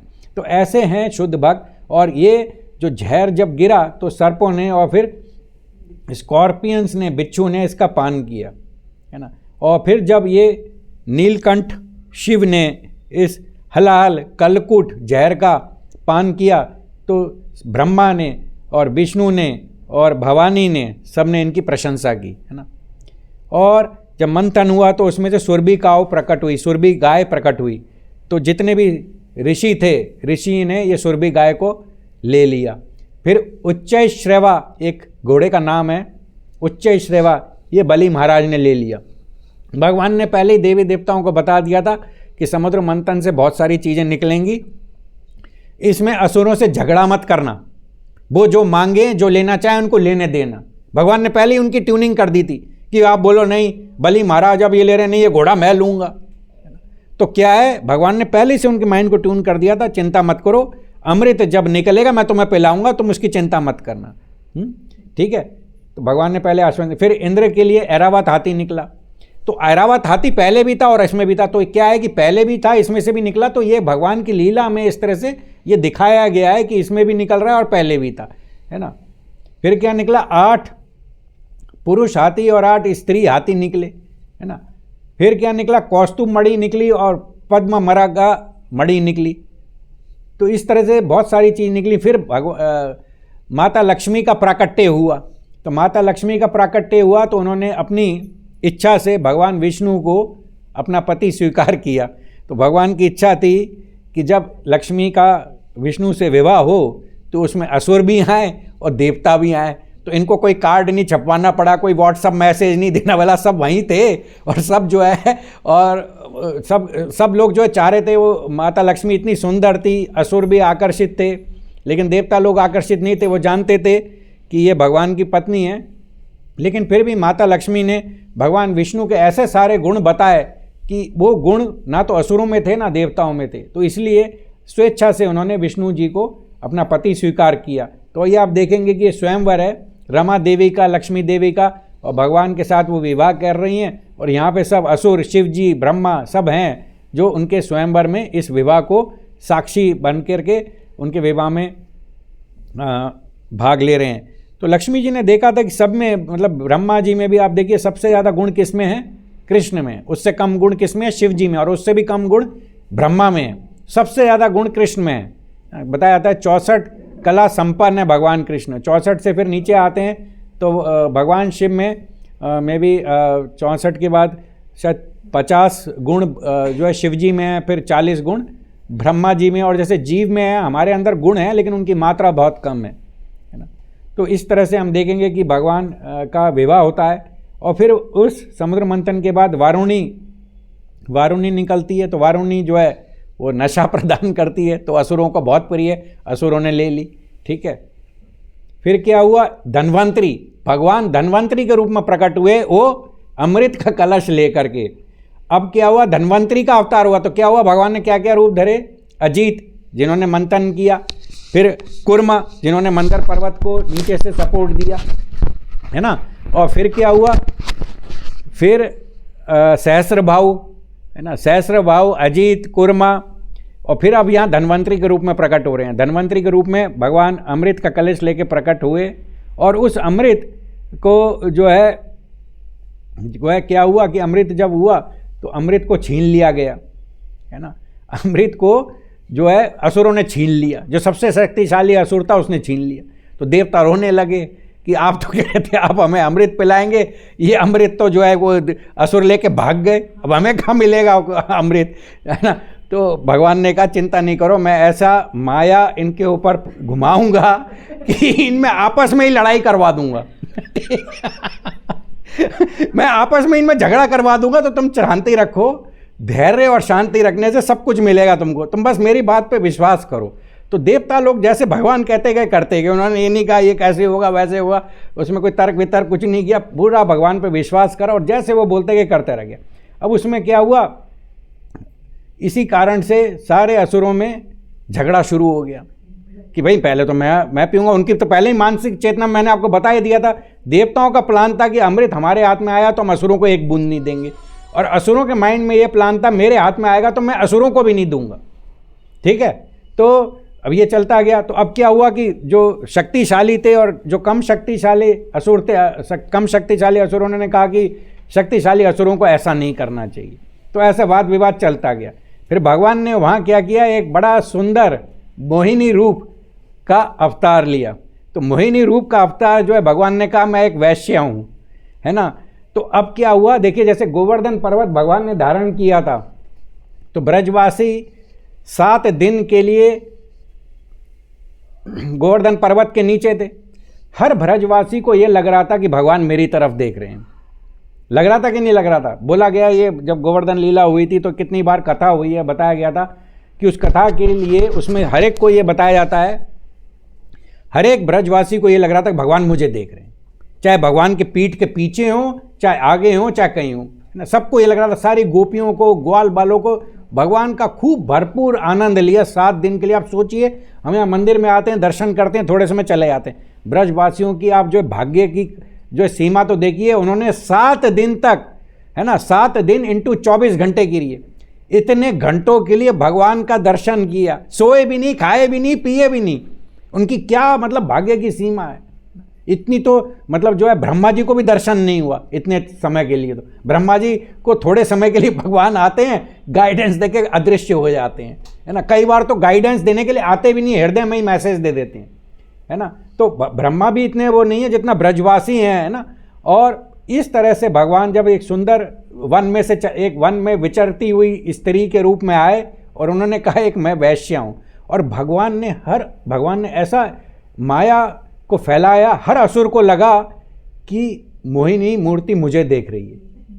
तो होता क्या है, जब एक लड़का लड़की आंख मिल जाती है, लड़के को लगता है लड़की मुझसे प्रेम करती है और लड़की को लगता है लड़का उससे प्रेम करता है कि नहीं। ये आंखें मिलने का मतलब क्या है? तो जब मोहिनी मूर्ति प्रकट हुई, सारे असुरों को लगा मोहिनी मूर्ति मुझसे प्यार करती है, ये मेरे लिए बहुत अच्छा काम करेंगी। ठीक है। तो मोहिनी मूर्ति सबको देख करके कह दिया। तो उसके बाद क्या हुआ, उसके बाद जब असुरों में आपस में झगड़ा शुरू हो गया और मोहिनी मूर्ति की सुंदरता को देख करके वो सब बिल्कुल ही एकदम मतलब ज़मीन पर लेट गए। इतनी सुंदर मोहिनी मूर्ति कि अब वो कहें कि जब हमें अमृत इसका रूप देखने से मिल रहा है तो हम उस अमृत का क्या करेंगे। हमें तो अपने आंखों से अमृत का पान हो रहा है ना। इनको सुन रहे हैं, उनकी मीठी बातें कानों से सुन रहे हैं। अरे कानों में मेरे अमृत जा रहा है, दृष्टि में अमृत जा रहा है, तो जीभ में अमृत डाल के क्या करूँगा। मेरे सामने तो साक्षात अमृत की मूर्ति खड़ी हुई है ना। तो इस तरह से उन्होंने पूछा, तुम कौन हो, तुम कहाँ से आई हो और यहाँ क्या कर रही हो। तो भगवान ने कहा मैं एक वैश्य हूँ। भगवान एक वैश्या के रूप में आ गए। देखिए भगवान जो है ना, अगर रथ के चालक बनते हैं तो परफेक्ट बनते हैं, भगवान चौकीदार बनते हैं परफेक्ट बनते हैं। कैसे? रथ को कहाँ ले जाना है, कैसे ले जाना है, किसके पास ले जाना है, भगवान को ही पता है ना। अर्जुन को कहीं पर भी जो है कोई दिक्कत नहीं हुई। अब बलि महाराज के भगवान चौकीदार बने तो भगवान 1 सेकंड के लिए सोते नहीं, 1 सेकंड के लिए नहीं सोते हैं। वो हमेशा वो द्वार पे खड़े रहते हैं, बलि महाराज की सर्पों से और वहाँ के जो असुर हैं उनके दुष्प्रभावों से उनकी रक्षा करने के लिए सूतल लोक में। तो भगवान ने जब एक वैश्या का रूप धरा तो वो भी परफेक्ट रूप था। मतलब वैश्या भी ऐसी कि इससे सुंदर वैश्या कोई हो ही नहीं सकती, और जिसको कोई देखे वो जमीन पर ही लेट जाए, है ना। वो भूल ही गए कि हमारा उद्देश्य क्या था, हमें तो ये अमृत लेना। उन्होंने कह दिया कि भैया आप बहुत अच्छी हो आप ये अमृत का जो घड़ा है इसको आप रखो, और आप हम लोगों का ये जो वाद विवाद हो रहा है अमृत पहले कौन पिएगा इसको सुलटाओ, आप जो करोगी हम उसको मानेंगे। मोहिनी मूर्ति ने कह दिया। मोहिनी मूर्ति ने इनको पहले छला कहा कि तुम्हें एक वैश्या का भरोसा नहीं करना चाहिए, है ना। लेकिन उसकी सुंदरता से जो काम वासना इनके हृदय में जागृत हो गई, है ना, काम वासना की वजह से इनकी बुद्धि बिल्कुल ही सर्वनाश हो गया। बुद्धि बिल्कुल ही नहीं काम कर रही थी। उनको बुद्धि में यही, उनकी स्मरण शक्ति खत्म हो गई। उन्हें ये नहीं पता कि हमने जो मंथन करके इतनी मेहनत करके ये अमृत निकाला है वो हमारा लक्ष्य उद्देश्य कैसे पूरा करेगा। उनको ये लग रहा था मुझे तो आंखों से अमृत मिल रहा है, कानों से अमृत मिल रहा है, और वो हर कोई असुर ये चाह रहा था कि मैं इस मोहिनी मूर्ति से अच्छा इंप्रेशन बनाऊं, इसको पटाऊं, जैसे क्या होता है, एक सुंदर लड़की जाएगी, 4-5 लड़के लाइन मार रहे हैं तो सब कोई कहेगा यार मैं इसको पहले पटाऊंगा। तो ये सब असुर लोग क्या है, मोहिनी मूर्ति को पटाने के चक्कर में लग गए और उन्होंने कहा कि हम मोहिनी मूर्ति को इम्प्रेस करेंगे। हम क्या करेंगे, हम मोहिनी मूर्ति को ऐसे इम्प्रेस करेंगे, इसको सारा डिसीजन मेकिंग अथॉरिटी दे देंगे और इससे बोलेंगे तुम जो करोगे हम उसमें क्वेश्चनिंग नहीं करेंगे, हम उसमें सवाल नहीं करेंगे, है ना। उनको बोल दिया पहले ही, है ना। तो एक डिसीजन मेकिंग अथॉरिटी को एक अनजान व्यक्ति को असुरों ने दे दिया, किस लिए, काम वासना की वजह से, है ना। तो इस तरह से क्या हुआ कि उन्होंने मोहिनी मूर्ति को कहा कि हम ये असुर और जो है ये देवता हम एक ही पिता की संतान है। उस पिता का नाम क्या है, कश्यप मुनि। कश्यप मुनि की 2 पत्नी हैं, वैसे तो कई सारी पत्नियां हैं, लेकिन अदिति हैं देवताओं की माता जो, और दीति हैं असुरों की माता। तो उनके हस्बैंड का नाम, उनके पति का नाम क्या है, कश्यप मुनि। तो उन्होंने, असुरों ने कहा कि हम सब एक ही परिवार के हैं, लेकिन देखो हम आपस में इस अमृत की वजह से हमारा झगड़ा हो रहा है, तो और हम इस अमृत की वजह से लड़ रहे हैं, तो आप हम पर कृपा करके इस अमृत को बराबर बराबर मात्रा में बांट दीजिए, ठीक है। तो भगवान विष्णु कहते हैं मोहिनी मूर्ति में, मैं एक वैश्या हूँ और वैश्या का कोई विश्वास नहीं करता है, क्योंकि वैश्या एक पुरुष के साथ तो रहती ही नहीं है, वो तो अनेक पुरुषों का गमन करती है, तो उस पर कैसे कोई भरोसा करता है। भगवान ने उनको चेतावनी दी, है ना। फिर भगवान ने, असुरों ने कहा नहीं, हमें आप पर विश्वास है, आप जो करोगी हमारे लिए बहुत अच्छा होगा, क्योंकि उनकी नज़रें मिल गई थी। मोहिनी मूर्ति एक थी, लेकिन हर असुर ऐसा सोच रहा था कि मोहिनी मूर्ति मुझसे प्यार करती है, मुझी को चाहती हैं, ये सबको जो है छलेंगी, मुझे नहीं छलेंगी, सबको एक बूंद देंगी, सारा घड़ा मुझे पिलाएंगी, ऐसी फीलिंग आ गई उनके माइंड में। और मोहिनी मूर्ति मुझसे प्यार करती हैं, ये मेरे साथ रहेंगी, ठीक है। फिर क्या हुआ, भगवान ने कह दिया कि अगर आप ये स्वीकार करते हो कि मैं जो कुछ भी करूंगी, चाहे वो ईमानदारी हो चाहे बेईमानी हो, देन मैं इस जिम्मेदारी को संभालूंगी कि मैं अमृत बराबर बराबर बांटूंगी और मुझसे कोई सवाल जवाब नहीं होगा कि मैं जो करूंगी। अगर तुम इन कंडीशन को मानते हो तो मैं ये जिम्मेदारी लूंगी। असुरों को कह दिया। देवताओं को तो पता था ये भगवान है, देवताओं की काम वासना नहीं जागृत हुई उनको देख करके, क्योंकि भगवान ने उन्हें पहले ही बता दिया था, ब्लूप्रिंट बना दिया था इस प्रोजेक्ट प्लान का, कि ये जो भगवान कर रहे हैं वो इसीलिए कर रहे हैं कि अमृत जो है असुरों से छीन करके देवताओं को दिया जाए, है ना। भगवान लड़ाई झगड़ा नहीं करना चाहते थे असुरों से ना, भगवान चाहते थे सांप भी मर जाए और लाठी भी ना टूटे। तो इस तरह से, है ना, बलि महाराज ने स्वीकार किया कि हाँ, ये जो आप डिसीजन कह रही हैं कि जो आप भी करेंगी, हमें बेईमानी लगे या ईमानदारी लगे, हम उसमें वाद विवाद नहीं करेंगे, आपको प्रश्न नहीं करेंगे। तो भगवान ने कहा ठीक है, अब मेरी माया ने काम कर दिया है, अब मैं आगे बढ़ता हूँ। तो उन्होंने कहा, भगवान ने कहा जिस तरह से सांप को दूध पिलाने से कोई लाभ नहीं है, इसी तरह से असुरों को अमृत पिलाने से कोई लाभ नहीं।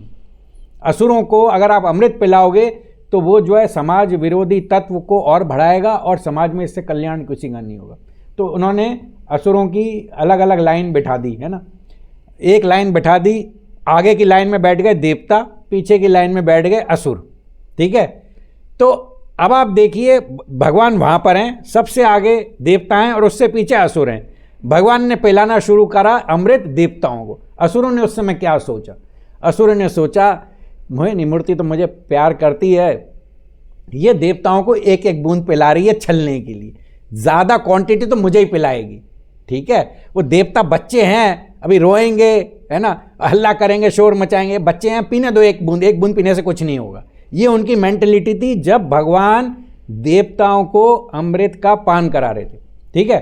तो और है ना, जब उन्होंने भगवान जो है, और भगवान की जो चाल थी, है ना, जैसे एक स्त्री होती है, एक वो लचकती हुई चाल से चल रहे थे भगवान, है ना। लचकती हुई चाल मतलब काम वासना को जागृत करने के लिए, काम वासना में पूरे वशीभूत हो गए थे सारे के सारे असुर, है ना। तो इस तरह से भगवान ने अमृत का पान देवताओं को कराया और जो है वो ये नहीं चाहते थे कि मैं इनको क्वेश्चन करूं कि आप देवताओं के ऊपर आ रहे हैं, उससे मेरा इंप्रेशन खराब होगा, मुझे तो इससे प्रेम करना है, मुझे तो इससे पटाना है।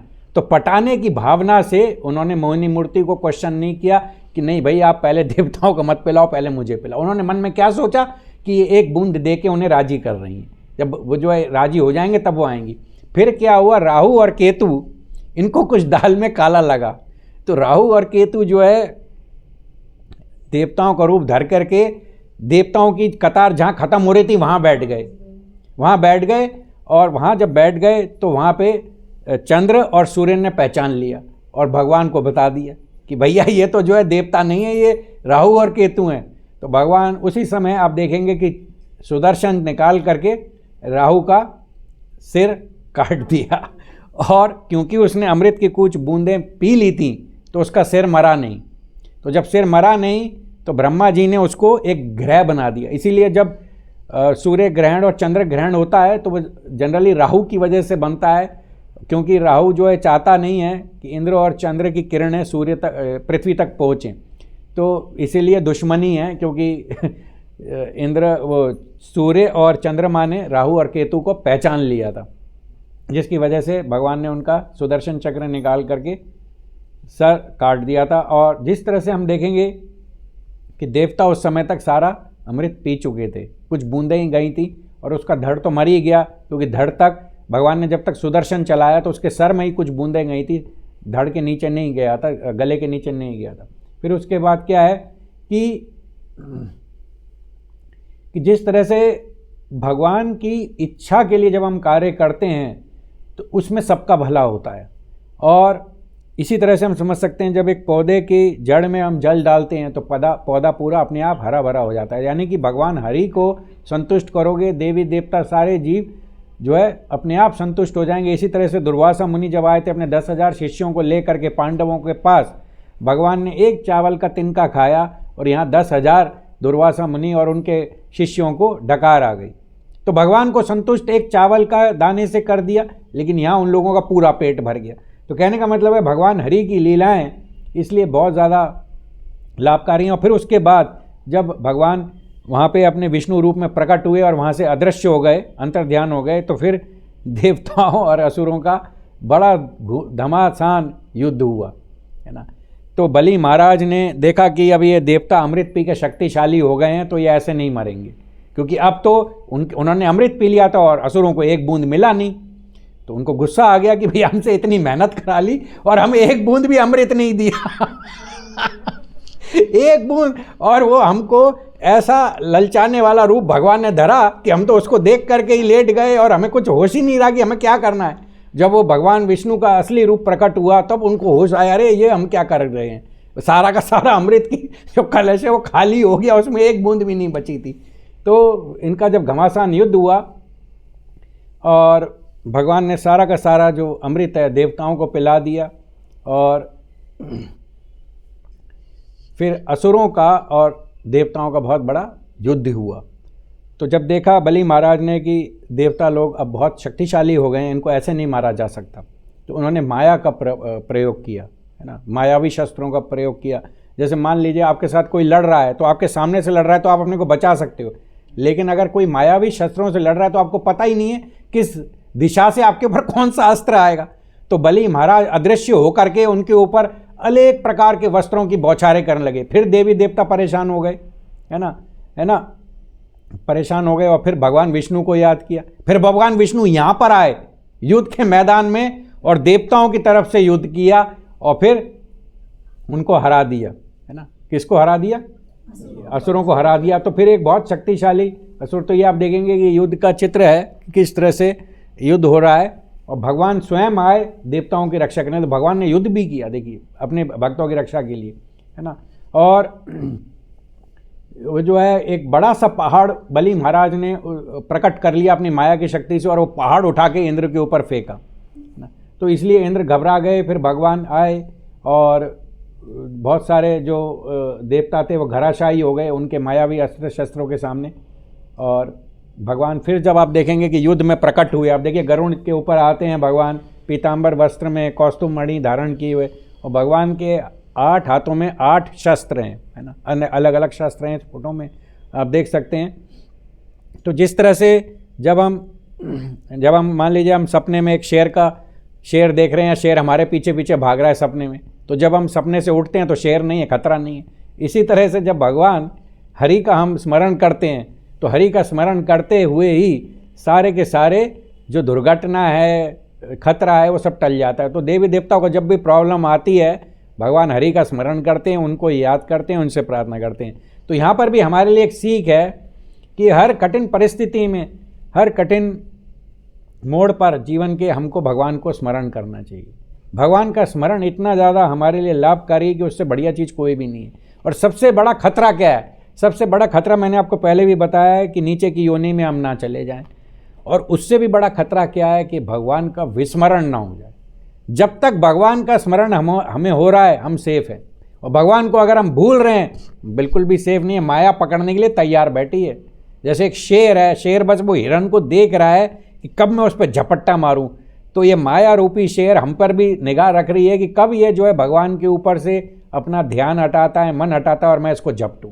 अब वो चाहे स्त्री पुरुष का आकर्षण हो, या बिना भोग लगाए हुआ खाना हो, या फिर कोई ऐसी चीज़ हो जिसमें भगवान का कोई स्मरण नहीं है या भगवान है ही नहीं। तो इसीलिए ये बहुत ज़रूरी। अभी एक बहुत बड़े शुद्ध भक्त हैं जो अमेरिका गए, तो अमेरिका में वो सब भक्तों के घर में ठहरे। तो भक्तों ने क्या करा, अपने घरों का नाम मंदिर के रूप में रख दिया। तो भक्त को लगा कि मैं क्या मंदिरों में रहने वाला हूँ, मंदिर तो है नहीं वहाँ। तो उन्होंने बताया नहीं, ये जो यहाँ पे विदेशी भक्त हैं इन्होंने अपने घर के नाम को ही मंदिर का नाम दिया हुआ है।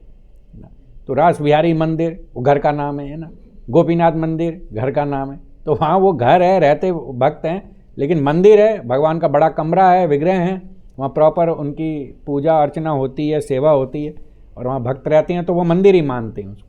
तो इस तरह से हम देखेंगे कि इंद्र ने सारे भगवान के साथ मिल करके असुरों का वो किया और भगवान ने उनकी सहायता की। तो ये हम देखते हैं। तो इंद्र ने फिर क्या करा, वज्र से प्रहार किया बलि को, और बलि महाराज गिर गए और मर गए। तो बलि महाराज यहाँ मर गए हैं, लेकिन उनके गुरु के पास, शुक्राचार्य के पास संजीवनी मंत्र था। तो आपने नरसिंह अवतार में भी देखा था, उन्होंने संजीवनी मंत्र से हिरण्यकशिपु को जीवित करने की कोशिश की थी, याद है, लेकिन वो कर नहीं पाए, क्योंकि भगवान की जब इच्छा नहीं है तो संजीवनी मंत्र भी क्या काम करेगा। तो संजीवनी मंत्र से उन्होंने जो है ना, जो है संजीवनी मंत्र से बलि को और जो असुर थे उनको जीवित कर दिया। एक बलि महाराज का एक मित्र था नमूची, नमूची को नहीं मार पा रहे थे। तो जब नमूची को नहीं मार पा रहे थे तो ये बताया गया कि इसको मारना मुश्किल है, और उसको वज्र से भी नहीं मार पा रहे थे। तो उन्होंने कहा देवताओं को कि भाई आप, ब्रह्मा जी ने नारद जी को भेजा, आप देखेंगे अगली फोटो में कि नारद जी आए। ब्रह्मा जी ने कहा कि ऐसे तो सारे देवता जो है असुरों को मार देंगे और असुरों की ये जाति ही समाप्त हो जाएगी, तो ऐसा नहीं होना चाहिए। संसार में संतुलन बनाए रखने के लिए अच्छे लोग भी होने चाहिए, बुरे लोग भी होने चाहिए। बुरे लोगों का भी एक महत्व है ना, बुरे लोग ज़्यादा नहीं होने चाहिए लेकिन थोड़ा महत्व है। अगर बुरे लोग नहीं होंगे तो अच्छे लोगों को कौन पूछेगा। मान लीजिए अगर कोई दयावान है और कोई दयावान नहीं है, तो दोनों में भेद कर सकते हैं ना। दया क्या है, अगर सारे के सारे लोग ही दयावान हैं तो कैसे भेद करोगे कि कौन दया शून्य है या किसी में दया नहीं है। तो इसलिए नारद जी को ब्रह्मा जी ने कहा कि ये देवता लोग असुरों को मार रहे हैं, इनको रोको और इनको बोलो अपने जो है स्वर्गलोक में जाएं, अपना राज्य सिंहासन संभालें।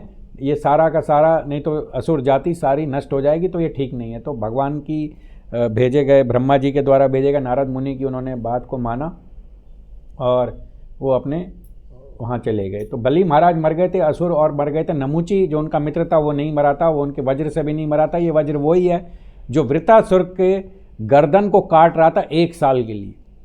वृत्तासुर जो भगवान के शुद्ध भक्त हैं, जो चित्रकेतु महाराज थे पुराने जन्म में, और पार्वती ने उन्हें श्राप दिया था जब वो शिव जी पे हंसे थे। शिव जी के गोदी में पार्वती बैठ के भागवत कथा सुना रहे थे, है ना, सारे ऋषि और संतों के समक्ष। तो वो हर्ष दिए चित्रकेतु महाराज, और चित्रकेतु महाराज ने भगवान विष्णु का संकर्षण का 1 हफ्ते में दर्शन किया था। ध्रुव महाराज को 6 महीने लगे। प्रहलाद महाराज ने भागवत कथा 36,000 वर्ष अपने माँ के गर्भ में सुनी, है ना। लेकिन चित्रकेतु महाराज का रिकॉर्ड है कि 1 हफ्ते में उन्होंने भगवान का दर्शन किया। उनको जो नारद मुनि ने जो मंत्र दिया था, उस मंत्र के उच्चारण से संकर्षण भगवान प्रकट होके उनको जो है भगवान ने प्रकट होकर उन पर प्रसन्न करके। लेकिन चित्रकेतु महाराज के अंदर थोड़ा घमंड रह गया था। मैंने आज आपको एक मैसेज भेजा है, घमंड भगवान को बिल्कुल पसंद नहीं है, थोड़ा सा भी घमंड पसंद नहीं है। ब्रह्मा जी को भी घमंड हो गया था, तो श्रीमद् भागवतम में एक कथा है कि भगवान ने द्वारका में ब्रह्मा जी का भी घमंड तोड़ दिया, है ना। और ब्रह्म विमोहन लीला तो कृष्णा बुक में हम सब ने देखी है कि किस तरह से भगवान ने ब्रह्मा जी का घमंड दूर किया है। तो जिस तरह से शुक्राचार्य ने संजीवनी मंत्र जो है से बलि महाराज और उनके दूसरे असुरों को जीवित कर दिया, है ना, तो ये फिर जीवित हो गए सारे, है ना, असुर वगैरह। और फिर उसके बाद क्या हुआ कि शिव जी को इच्छा हुई कि मैंने जो है मोहिनी मूर्ति का दर्शन नहीं किया, सारे देवी देवताओं ने किया, मैंने नहीं किया, मैं तो जो हला हल पी के चला गया कैलाश, है ना, मैंने नहीं किया, ये कैसा रूप होगा, तो मुझे देखना चाहिए। भगवान ने कहा कि अगर तुम काम के वशीभूत हो जाओ तो मुझे मत बाद में ब्लेम करना, ये रूप तुम्हारे लिए नहीं है। उन्होंने कहा नहीं, मुझे जाना है। अब उनकी पत्नी और उनके जो गण हैं, शिव जी के जो गण हैं, वो सब उनके साथ गए थे। कहाँ गए थे? भगवान के पास। तो शिवा गए थे, उमा गई, है ना, और उन्होंने कहा मुझे आपका मोहिनी मूर्ति का रूप देखना है। तो देखिए इस कथा में भी हमको बहुत कुछ सीखने को मिलेगा। तो उन्होंने कहा मुझे आपका वो रूप देखना है जिन्होंने असुरों को मोहित कर लिया था, तो मुझे ये आप रूप दिखाइए। तो भगवान मुस्कुराए उनकी इच्छा पर और उन्होंने कहा कि मैंने ये रूप तो धरा था असुरों को धोखा देने के लिए और भक्तों की रक्षा करने के लिए, देवताओं की रक्षा करने के लिए। तो उन्होंने कहा मैं तुमको, तुम्हारी इच्छा है तो मैं वो रूप दिखाता हूँ जो कामी पुरुष बहुत पसंद करते हैं, ठीक है। तो भगवान वहाँ से अंतर ध्यान हो गए और शिव जी अपनी पत्नी उमा के साथ वहीं रहे और वो ढूंढते रहे भगवान कहाँ चले गए। अभी तो बात कर रहे थे, कहाँ चले गए। फिर क्या हुआ कि मोहिनी मूर्ति फिर से आ गई जंगल के रास्ते से और शिव जी ने उन्हें देखा। जब शिव जी ने देखा तो वहाँ से ठंडी ठंडी हवा चल रही थी। तो ठंडी ठंडी हवा चल रही थी, तो ऐसी ठंडी हवा चल रही थी कि उनके जो वस्त्र हैं वस्त्रों को ही ले गई। तो मोहिनी मूर्ति के जो वस्त्र चले गए और फिर इधर शिव जी ने देखा, इधर पीछे उमा देख रही है, उनकी पत्नी देख रही है, पत्नी के सामने ये हो रहा है। अब आपको मैं पूछूंगा भगवान ने ये क्यों कराया, है ना, इसका भी बहुत बड़ा रहस्य है ना। तो शिव जी ने मोहिनी मूर्ति का शरीर देख लिया। जब वस्त्र जो हवा से, वायु से वस्त्र उड़ गया तो वो मोहिनी मूर्ति जो है शर्माई, लज्जा आई और शिवा मोहिनी मूर्ति के पीछे दौड़ने लगी, है ना। तो शिव जी ने उनको पकड़ लिया और आलिंगन किया। आलिंगन करने से क्या हुआ, मोहिनी उनसे छूट करके भागी, है ना, और शिव जी उनके पीछे पीछे दौड़े और शिव जी का वीर्यस्खलन हुआ और शिव जी जो है मोहिनी अवतार के पीछे सब जगह भागे। तो भगवान वहाँ भागे जहाँ पे ऋषि मुनि थे। तो ऋषि मुनि जहाँ पे संत लोग बैठे हैं, आप सोचिए कि भगवान उस रास्ते से गए जहाँ पे संत हैं, ऋषि हैं, जिससे सबको पता चले ये शिव जी किसके पीछे भाग रहे हैं, क्यों भाग रहे हैं। तो इसका भी बहुत बड़ा रहस्य है कि भगवान शिव जी को ऐसे स्थानों में कहाँ ले गए, क्यों ले गए, जहाँ पे संत लोग थे जो शिव जी को पूजते थे या शिव जी की जो है शिव जी को बहुत बड़े वैष्णव की तरह मानते थे। तो उनके सामने भगवान ने ऐसा क्यों किया, इसका भी आपको पता चलेगा, है ना। तो अब फिर क्या हुआ, जब वीर्यस्खलन हो गया तो शिव जी बहुत अपने आप से उनको ग्लानि हुई कि मैं भगवान की माया में के वशीभूत होकर के, है ना, मैं जो है अपनी पोजीशन से गिर गया। लेकिन भगवान ने कहा कि आप अपनी पोजीशन से नहीं गिरे हैं, मेरी माया तो सबको जो है भ्रमित कर सकती है, आपको भी भ्रमित कर सकती है। तो भगवान ने शिव जी को अपनी माया से भ्रमित क्यों किया, संत मुनि ऋषि गण के पीछे उनके सामने शिव जी को क्यों दौड़ाया, ये दिखाने के लिए कि मेरा जो सबसे उत्तम भक्त है शिव जी हैं। सबसे उत्तम भक्त कौन है? शिव जी। जब वो काम से भशीभूत हो सकते तो हम क्या हैं, हम कौन बड़ी चीज़ हैं। हमको इसीलिए बहुत सतर्क रहना चाहिए। मैंने कल आपको गीता की क्लास में बताया था मन को कंट्रोल करने के उपाय। इधर इंद्रिय विषय हैं, इधर इंद्रियां हैं और इधर मन है, इधर बुद्धि है और इधर आत्मा है। मन किसके बीच में है? बुद्धि और इंद्रियों के बीच में। तो मैंने आपको बताया इंद्रियों को भगवान की सेवा में लगाओ, बुद्धि को शास्त्र पढ़ने के लिए लगाओ। जब बुद्धि शक्तिशाली होगी मन को नियंत्रण में रखेगी। जब इंद्रियां भगवान की सेवा में लग जाएंगी, इंद्रियां शुद्ध होंगी, मन को भोगने के मैसेज नहीं भेजेंगी। लेकिन अब आपने बाहर जा रहे हो और मैंने आपको पिछली क्लास में बताया कि मन को कंट्रोल करना इस विधि से बहुत आसान है, सब आपने मान लिया। अब मैं आपको बताता हूं कि आपने बाहर 4 भक्तों को देखा, वो जलेबी कचौड़ी खा रहे हैं बिना भोग लगे हुए, दीक्षित भक्त हैं, ब्राह्मण दीक्षित भक्त खा रहे हैं, तो आपके मन में ये विचार आएगा ये ब्राह्मण दीक्षित भक्त जलेबी कचौड़ी खा रहे हैं, गरम गरम उतार रहा है, उसमें ताजी केसर डाल रहा है, रबड़ी भी डाल रहा है और लोगों को बहुत अच्छा लग रहा है।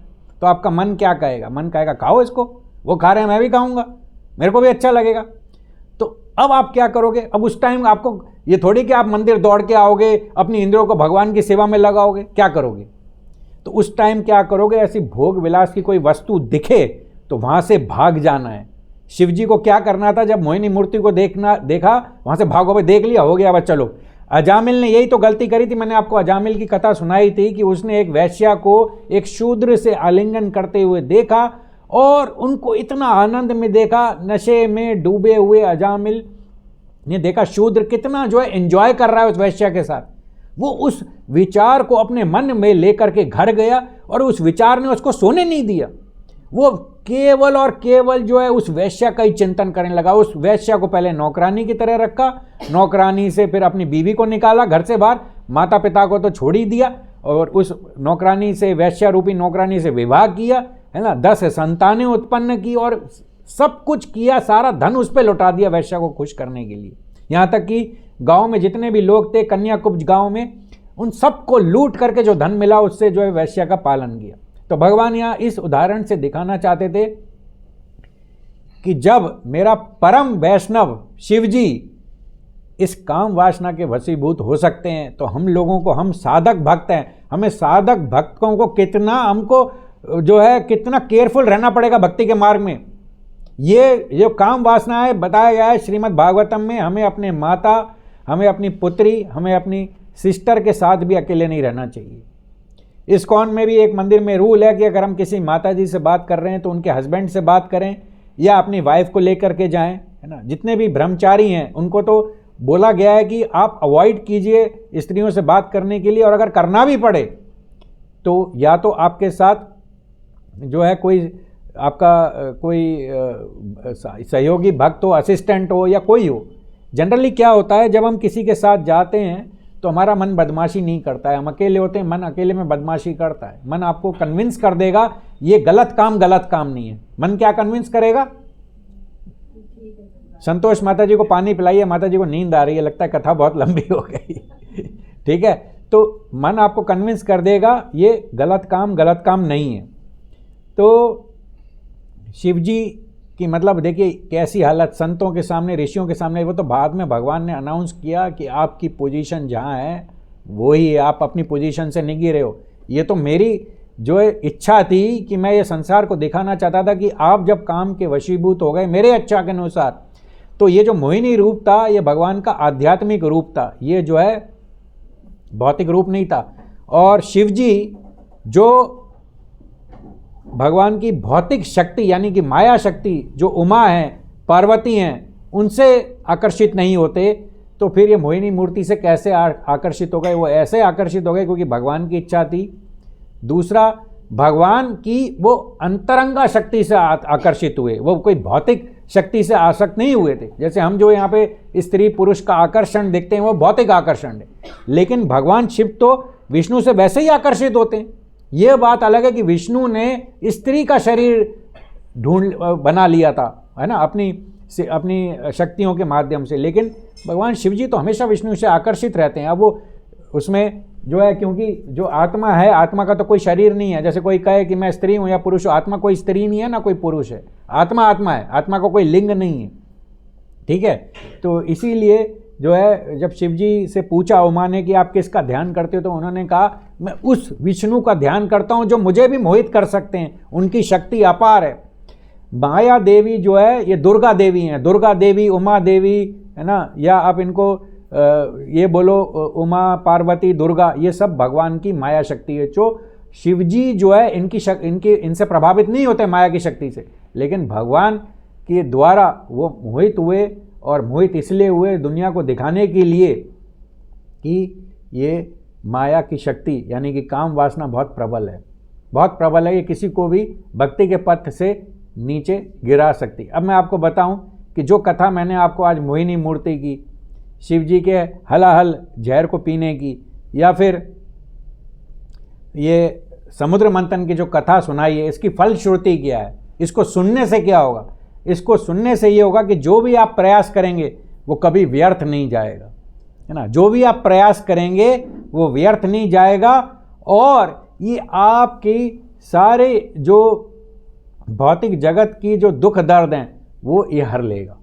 तो ये कथा का ये महत्व है, ये इसकी फलश्रुति है ना। तो इसीलिए भगवान अपने भक्तों का पीड़ा, दुख, दर्द ये हर लेते हैं, इसलिए भगवान का नाम हरि भी है ना। और इसी तरह से भगवान ने मोहिनी मूर्ति रूप धर करके इस तरह से असुरों को ठगा, है ना। कैसे ठग बनना है तो कैसे बनो? भगवान जैसा बनो ना। चीटर ऑफ ऑल चीट्स, है ना। भगवान चीटर हैं, मतलब भगवान उनको धोखा दे सकते हैं तो धोखेबाज हैं, धोखेबाजों के भी धोखेबाज हैं। भगवान धोखेबाजों के सरदार हैं, है ना। भगवान ने यहाँ ये लीला में दिखाया है। एक बूंद नहीं दी उन्होंने अमृत की, और उनसे उतनी ही मेहनत करवाई जितनी देवताओं से कराई। इसीलिए जो भक्त हैं वो चतुर हैं, वो भक्ति कर रहे हैं, वो जानते हैं इस मनुष्य जीवन का लक्ष्य जो है भगवान की प्राप्ति है, भगवत धाम गोलोक वृंदावन की प्राप्ति है। इसलिए वो समय व्यर्थ नहीं गवाते असुरों की तरह से कि वो भोग विलास की चीज़ों को जुटाने में लगे हुए हैं। वो भोग विलास की चीज़ें तो हमसे मृत्यु के समय वैसे ही छीन ली जाएंगी। तो बुद्धिमान वो व्यक्ति है जो चीज़ हमसे छीन ली जाएंगी उसके पीछे क्यों भागें? हम उस चीज़ के पीछे भागें जो हमारे साथ नित्य है, शाश्वत है और सनातन है। हम उस चीज़ के बारे में हम विचार करें और इसका हम प्रयोजन बनाएं, है ना। जैसे बताया जाता है भक्ति में संबंध, अभिधेय, प्रयोजन। तो हम जो है भगवान से संबंध बनाएं, भगवान को प्राप्त करने के लिए हम जो है अभिधेय का पालन करें, साधना भक्ति का, वैदिक साधना भक्ति का पालन करें, और हम जो है प्रयोजन भगवान को माने। हमारा प्रयोजन कौन है? भगवान का प्रेम की प्राप्ति, भगवान से प्रेम करना सीखना है। तो अगर आप इस लीला का चिंतन स्मरण करेंगे तो आपको जो है भगवान से प्रेम होना शुरू हो जाएगा। अब आप देखेंगे, मैंने आपको ये कौस्तुभ मणि का चित्र बताया है। ये भगवान की जो कौस्तुभ मणि है कहाँ पे आके के दिखती है? छाती पे दिखती है। मैंने श्रीवत्स का चिन्ह बहुत जगह ढूंढा लेकिन मुझे मिला नहीं, लेकिन उसका श्रीमद् भागवतम में मैंने आपको बताया भगवान का उल्टा त्रिकोण के रूप में श्रीवत्स के चिन्ह में वक्ष स्थल पर दाहिने तरफ सफ़ेद बाल हैं। तो जब आप गोलोक वृंदावन जाओगे, गोलोक वृंदावन में जाके आपको भगवान को पहचानने में बिल्कुल भी दिक्कत नहीं होगी, ठीक है। भगवान को पहचान लोगे आप। भगवान के जो फूल की जो माला है, उसके फूल का नाम क्या है? वैजंती माला। वैजंती माला के फूलों की माला भगवान पहनते हैं, और उसमें जो मधुमक्खियाँ हैं वो हमेशा भगवान की वैजंती माला फूलों के ऊपर भ्रमण करती रहती हैं, क्योंकि भगवान की वैजंती माला की जो फूलों की जो माला है वो कभी सूखती नहीं है। जैसे हम यहाँ पे बाहर से माला लेते हैं, गुलाब के पत्ते झड़ने लगते हैं, सूख जाते हैं, लेकिन गोलोक वृंदावन में भगवान की माला कभी नहीं सूखती, वो उतनी ही ताज़ी रहती है जितनी अभी की ताज़ी है। तो इसीलिए जो इसको बोलते हैं जो मधुमक्खी हैं या हनी बीज हैं, वो हनी बीज हमेशा जो है भगवान की वैजंती माला की जो फूल हैं उसके ऊपर भ्रमण करती रहती हैं, और वो आसपास मंडराती रहती हैं, और उनसे भी जो साउंड निकलता है, उनसे जो ध्वनि निकलती है वो वैदिक साउंड निकलता है। कैसे निकलती है? वैदिक ध्वनि ना। तो वहाँ पे भगवान के धाम में सब कुछ चिन्मय है, सब कुछ जो है चेतन है, और वहाँ पे ऐसे कल्प वृक्ष हैं कि आप कोई इच्छा करो, आपको रसमलाई खाने की इच्छा, आपके मन में इच्छा आ गई, वो कल्प वृक्ष आपको 10 रसमलाई ला के ऐसे हाथ में दे देंगे, आपको बस इच्छा करनी है ना। तो वहाँ पे ऐसे कल्प वृक्ष हैं, लेकिन हमको रसमलाई खाने की इच्छा नहीं करनी, हमें तो भगवान की सेवा की इच्छा करनी है। तो इसलिए अगर हमारे अंदर कोई इच्छा है तो केवल एक ही इच्छा होनी चाहिए, भगवान की सेवा। हमें चाहे नरक में जाना हो, चाहे स्वर्ग में जाना हो, चाहे गोलोक वृंदावन में जाना हो, भक्त को चिंता है कि मैं सेवा से विमुख ना हो जाऊं। जैसे हिज होलीनेस गोपाल कृष्ण गोस्वामी महाराज को थी, कोरोना के समय बीमार होने पे हॉस्पिटलाइजेशन में उनको ये चिंता थी, मेरे सेवक डॉक्टर की एडवाइस पर मुझे कृष्ण की सेवा से ना विमुख कर दें। तो ये गुरु महाराज ने अपने आचरण से हमको सिखाया है, और ये जो समुद्र मंथन की कथा है, आशा है आपको अच्छी लगी होगी और ये प्रेरणादायक लगी होगी। इसमें बहुत सारी सीखें हैं, है ना, बहुत सारी सीखें हैं। हमको काम वासना से सतर्क रहना चाहिए। तो जैसे मैंने आपको उदाहरण दिया था कि अगर हमें कोई भक्त जलेबी कचौड़ी खाते हुए दिख रहे हैं तो हमको वहाँ से भाग देना चाहिए। इंग्लिश में कहते हैं out of sight out of mind, कि जो हमें दिख नहीं रहा है मन उसके बारे में चिंतन नहीं करेगा। अगर हमने कोई ऐसा अश्लील, क्योंकि YouTube में काफ़ी अश्लील चीज़ें खुल जाती हैं, जैसे कुछ खुल जाए उसको बंद कर दो, उसको इग्नोर कर दो, मोबाइल को हटा दो, मोहन रूपा प्रभु जी तो कहते हैं कि अगर आप जप करने बैठो तो मोबाइल को 10 किलोमीटर दूर रखो अपने से। मोबाइल हमारे के लिए भक्ति में बहुत बड़ी बाधा है, भक्ति के लिए भी अनुकूल है, लेकिन हमारी भक्ति इससे नाश हो सकती है थोड़ी सी भी गलती के कारण। हरे कृष्णा। तो आपको कोई प्रश्न है तो पूछ सकते हैं। कोई प्रश्न है किसी का? यस, पूछिए। प्रभु जी, हाँ। बलि महाराज जो है चौकीदार कैसे भगवान को बने? वो तो फिर एक क्लास, 2 क्लास लगेंगी उसमें। चलिए ठीक है, वो भी मैं बना दूंगा, वो उसको कवर कर लूँगा मैं कभी, ठीक है, वो बहुत बड़ी क्लास है। प्रभु जी, जैसे आपने बताया भगवान की जो कि कौस्तुभ मणि है भगवान के पास, और ये भी बताया कि मरकट मणि, तो मरकट मणि को हम क्या समझे? कौस्तुभ मणि तो समझ में आता है, ये मरकट जो कि खास टाइप भगवान के पास बहुत सारी मणियाँ हैं, सारी मणियों के बारे में नहीं समझ पाएंगे क्योंकि भगवान के पास, और ये कौस्तुभ मणि भी जो है समुद्र मंथन से निकली है। कौस्तुभ मणि का भी जो प्राकट्य हुआ है ये समुद्र मंथन से निकला है। तो कहने का मतलब क्या है कि भगवान की बहुत सारी मणियाँ हैं, तो इसलिए क्या है कि हमको, जैसे आप जिज्ञासा कर रहे हो, मैं भी ऐसी जिज्ञासा करता रहता हूँ। मैंने बहुत जगह ढूंढा कि भगवान के श्री वत्स चिन्ह के बारे में कहाँ कहाँ इन्फॉर्मेशन है, तो श्रीमद् भागवतम में 4 जगह इन्फॉर्मेशन है भगवान के श्री वत्स चिन्ह में।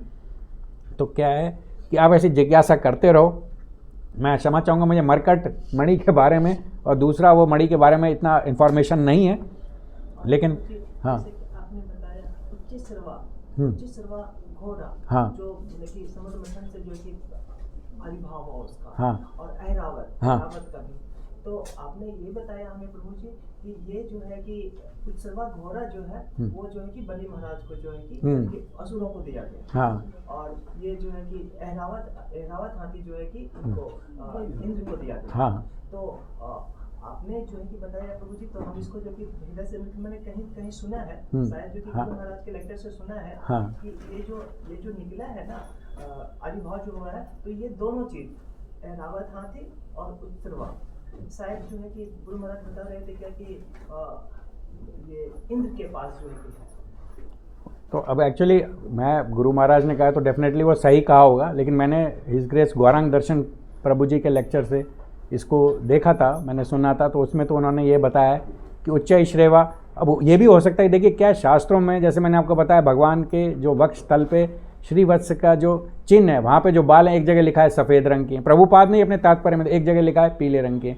ये भी हो सकता है कुछ समय के लिए इंद्र और बलि महाराज का युद्ध हुआ तो उसने ले लिया घोड़ा, फिर थोड़ी देर बाद उसने ले लिया, जैसे पुष्पक विमान है तो कुबेर का, लेकिन रावण ने छीन लिया, फिर रावण को मार करके राम ने ले लिया, फिर राम ने फिर कुबेर को वापस कर दिया। तो हर एक समय में वो पुष्पक विमान एक व्यक्ति के पास नहीं था, तो अलग अलग समय में अलग अलग के पास हो सकता है, डिपेंडिंग अपॉन कि युद्ध में कौन जीता या क्या परिस्थिति। तो इसीलिए कह रहे हैं कि शास्त्र बहुत गहराई से हमको पढ़ना पड़ेगा ये सब चीज़ों की जानकारी प्राप्त करने के लिए। लेकिन मूल सीख इसमें यह है कि काम वासना बहुत खतरनाक है।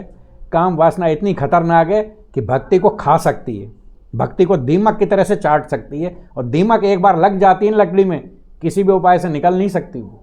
तो इसी तरह से काम वासना बड़ी सूक्ष्म होती है, बड़ी सूक्ष्म होती, दिखती नहीं है लेकिन अंदर मन में रहती है कहीं ना कहीं।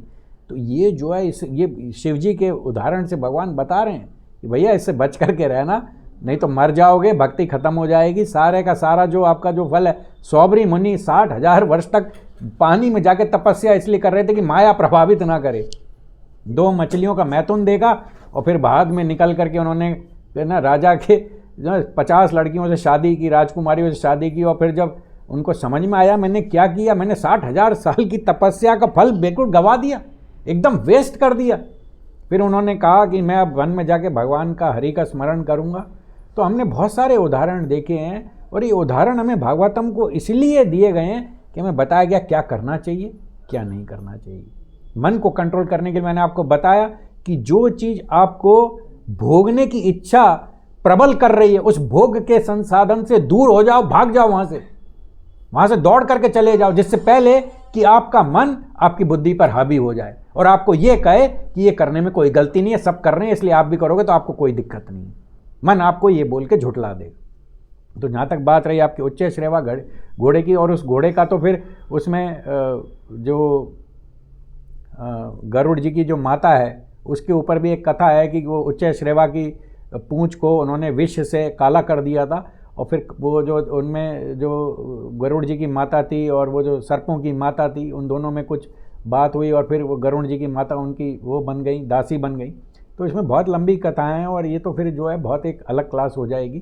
तो आपका क्वेश्चन अच्छा है, मैं और इसको प्रिपेयर करके आपको अगली क्लास में बताने का प्रयास करूंगा। फिलहाल इसके बारे में मुझे और इन्फॉर्मेशन नहीं है, मुझे क्षमा कीजिए। बहुत अच्छे से बताया प्रभु जी, आपने बहुत मेहनत की हम लोगों को जो कि मार्गदर्शन किया है, इसके लिए हृदय से हम आपका धन्यवाद करना चाहते हैं। हम सही बात से मिलके और भगवान से प्रार्थना करते हैं आप स्वस्थ रहें और ऐसे हमें जो कि हर क्लास में जो है कि ज्ञान देते हैं। तो हम लोग 3 बार हरे कृष्ण महामंत्र से बोलते प्रभु जी का जो है कि ये हरे कृष्णा हरे कृष्णा कृष्णा